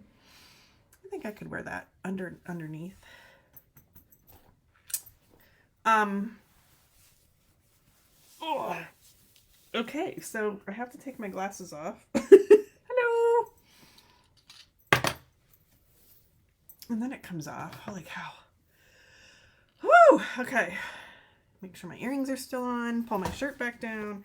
So technically, this just needs to have the ends woven in. I don't think I'm going to remake it. Okay. Swatches. Swatch. All smashed up. Used to be blocked. And I do have 2 more balls of yarn. That's where my...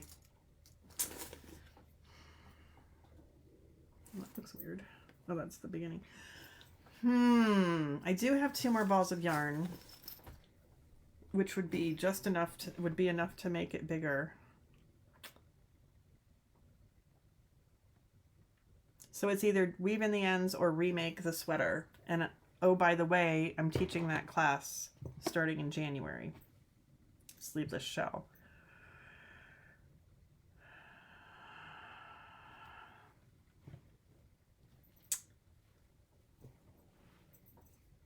I have to undo all the seams, but that's not horribly, there's only 2.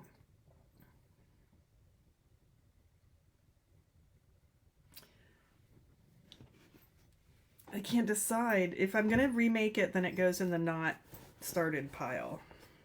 I have 2 more balls of yarn. I like the yarn. Is it too bright? Nothing's too bright. No. Okay, we're going to remake this sweater. We're going to put it in the not yet started pile. I'm committing to remaking that sweater, but that means it's not yet started. It's a new sweater. Okay, 3 more bags. What's in this one? I don't remember these because I went from current to farther away. Oh my gosh. Okay, I pulled this out last year and you guys were like, no, you should finish it. And then I had a brilliant idea what I could do with the yarn instead. And what was that? I don't remember. So an entrelac pattern that I was working on that I've made a million of are pillows. So this pillow, this is Diacato Diamuse or something, and it's, guess what, discontinued. That's this one. So the not orange squares are all the same yarn. It's a weird color repeat thing. And then the rest, the orangey ones, are Nancy McRae's hand-dyed Monty 3/9, 100% merino wool. So, and then it has a nice I-cord around the border, and then it has garter stitch back panels, and then a zipper that I have not woven in yet. So this is woven in. So that just needs a zipper, which is right here, or maybe not. Maybe it's right there. There we go. That's a longer one. And ends woven in. And this one is, I did the entrelac with just Nancy's yarn, and then did the back with just the Diamuse, and that's the smaller zipper. So that just needs ends woven in and a zipper. And this one is a bolster, like a round bolster, and that already has the zipper in, so that's already done. And that was just the Diamuse as the, so I did like a combo. So if I finish, if I just put the zippers in and weave the ends in, these are done.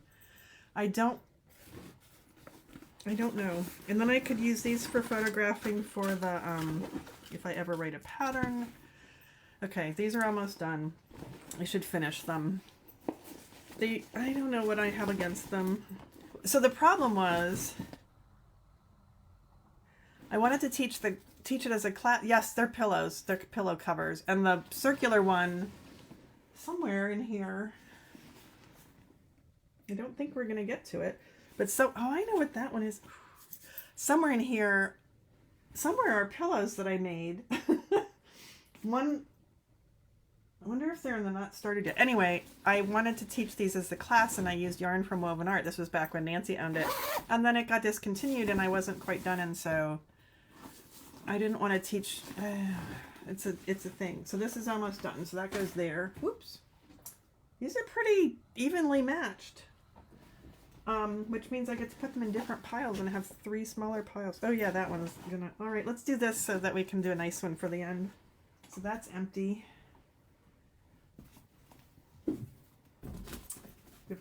And that's empty. So now, of course, I don't know if you realize my office is trashed and I can't get out of here. So remember about the... Thanks, Diane. I think they're pretty too. Yeah, remake the green. I think I will, because I really wanted to wear that, and it needs to be bigger. I have something in my eye. My other eye's twitching. So remember about the socks that are that I'm just cutting off the... Well, this appears to be the bag of socks that need to be repaired.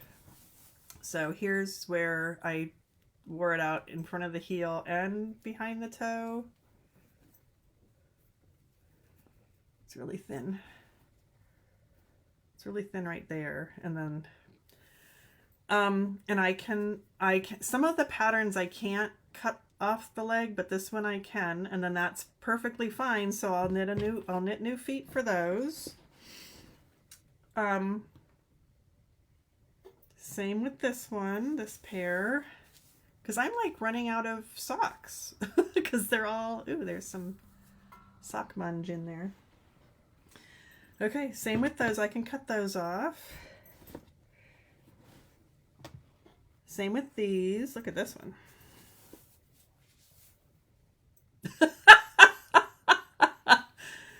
Oh my gosh. Yep. So these all go in the lots of knitting pile. How about this one? It's pretty thin. That's pretty, there's a tiny hole there. 401, Sarah. I thought you were gonna be done at 4. So like there's, see, little, little bit here and a little bit there. And they're just gonna get worse. So there's 1, 2, 3, 4. I think I just showed you 5, 6, 7,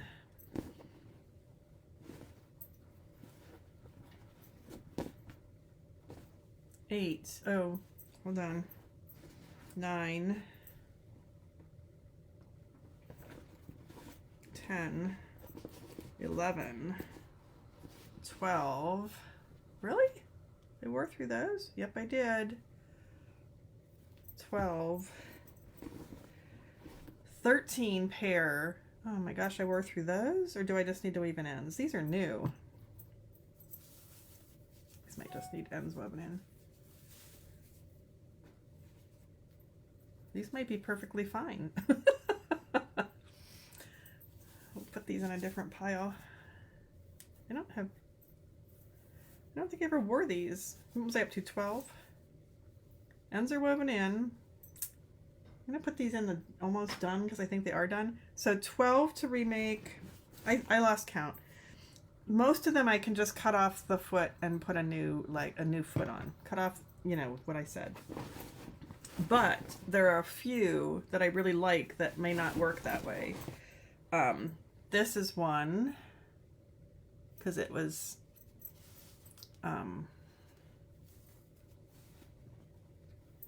constructed differently. I don't see the holes. It's really felty though. And this is one. These are Noro Noro Sock Garden, or Noro Socks. And, oh, that whole toe is like at the very tippy toe. I have more of this yarn, so maybe we'll be able to do something with that. And then this one, oh, there's two more, is a little hard to just cut off the leg. And then this one of Lynn Hirschberger, if you know Color Joy, Lynn made these for me a million years ago for a guild swap. And I have been wearing the hell out of them. And she has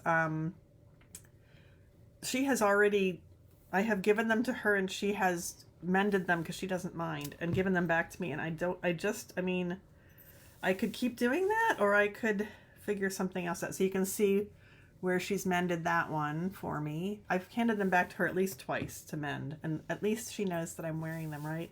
This one, I think she's mended, but it's definitely having issues again.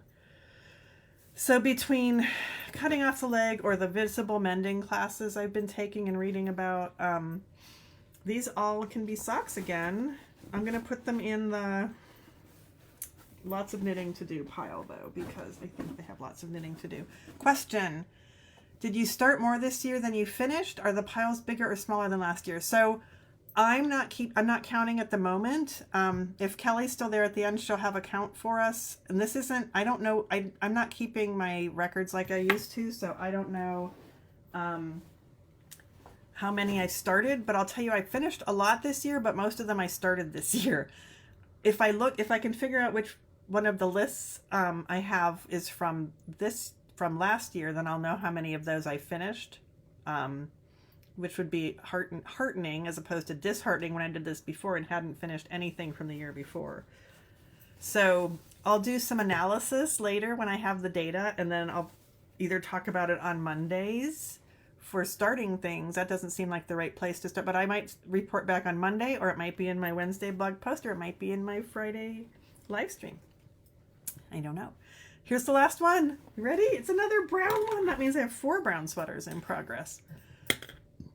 Very weird. Oh, what else is in the bag? I keep trying to find ink. I didn't find my timer, so it must not be in a knitting bag. Then where the heck is it? I just see yarn and needles in here. Last one. A customer walked into the shop. This is not a joke. Customer walked into the shop with a duck under her arm. No, I don't think she had a duck under her arm, but it was 2 years ago, and she had on like a hoodie or a winter coat. It was cold, over a sweater, and it was the most, I said, open your coat, show me that sweater. And I'd never seen anything like it. It was drop dead gorgeous. Now this stitch pattern is everywhere. It's a thing now, but I had never seen it before. It's the Sorrel, Sorrel, maybe. See, now that I have patterns on my iPad, I don't have them to show you. By somebody. Oh, Kelly's over here a long time ago, and she said I have to go. We'll watch the rest later and complete the list. Okay, so we're not going to have a total today. I'll have to report back. Kelly was counting things and answering questions, or putting in links. Sorrel by, I want to say the word wool is in there somewhere. And I chose, I'll show it to you in a minute. Mine's not as spectacular as hers, and it's brown, but I fell in love with these yarns, which of course we don't have at the shop anymore. Owl, not owl, Sarah. Yeah, Owlette, which is the lace weight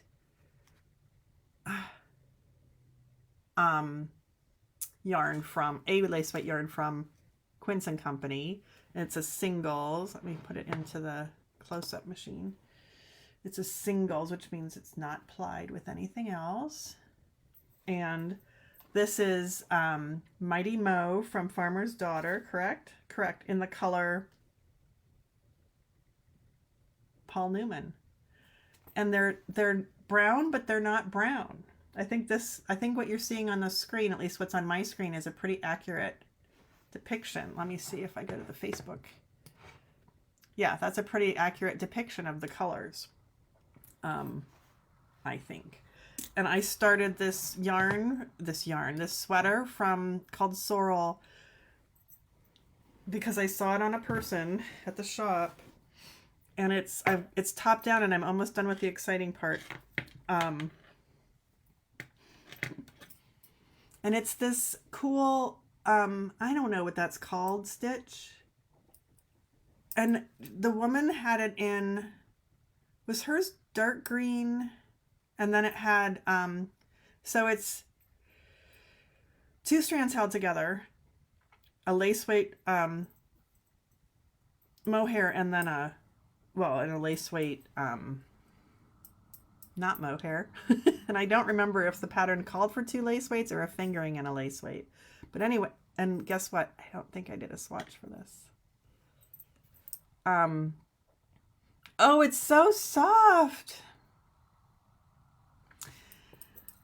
Anyway, hers had more color to it, so these really stood out and just, but they stand out anyway because of the light dark, the play of the light and the dark.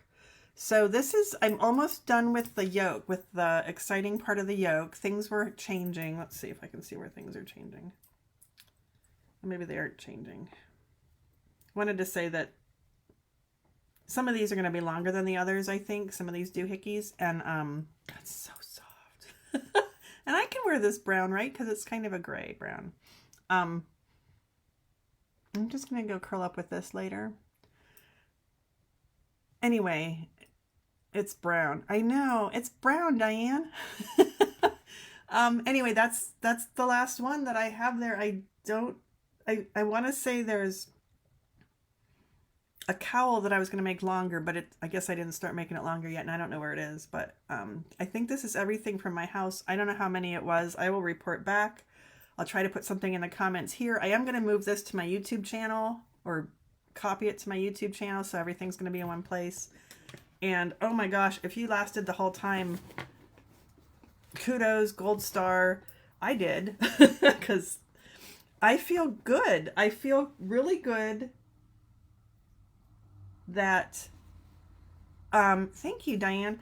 I will tell you that of the giant pile I just went through, or piles, that I would say all of them were unfinished projects, so works in progress. I pulled a few out because they're really not started. I'm remaking and they're not started really, but I have a pretty even mix. I had 3 laundry baskets over here. You can see this one is getting kind of full. I have a pretty even topography of just need to have ends woven in and maybe buttons. So no knitting, a little bit of knitting, and then the finishing. And then, oh my gosh, these need some attention, which this one goes in there. So that's the top. I mean, I like having that broken down, and maybe I will, yeah, sorrel. I don't know if there's 2 L's or not, and I want to say it's woolen pine. I just came up with that. Let me just sneak over here and look. If I say S-O-R-E-L by woolen pine, and there's a summer sorrel also, which is a different weight of yarn, and it's short sleeved. It may be it's probably a different fiber also. So yeah, I need to pee, and I need to eat something, and then I need to edit a pattern, and then I'm gonna put my feet up and work on it's at the bottom of that pile though, the thing that I was working on. So I get to figure out how to how to store again, not restore, but store again, how to file these away. I now have 3 piles where I had 1, or 4 actually, where I had 1. So that makes them seem more doable. All of the things that just need a little bit are going to go in one place in my living room to be worked on. Thanks, Lynn. All of these things all the things in the just need a little bit of finishing are going to go in my living room to be worked on the last Sunday of every month. And you're welcome to join me. It's going to be, I think, a $6 drop-in fee. And we're going to start at, I don't know, 1 or something. Watch my newsletter and social media for that month ends, I'm calling it. And it will be just like, let's just share our misery and weave in ends or put on buttons or whatever. And you can even be starting a project. I don't really care. But that's what that's going to be. So all of those can go away. Not really away. I'll be patient and finish those each month or work on finishing them. And then maybe I'll alternate. I'm not monogamous with my projects. You're welcome, Diane. I am not monogamous with my projects, so I'm trying to get some. Plus, I have an equally large stash back there of things to start. And also, I just started a new thing last week from that class, and I have another shawl I want to start. So it's chaos, but at least I organized this bit. I'm going to go now. Again, gotta pee. Thanks for joining me.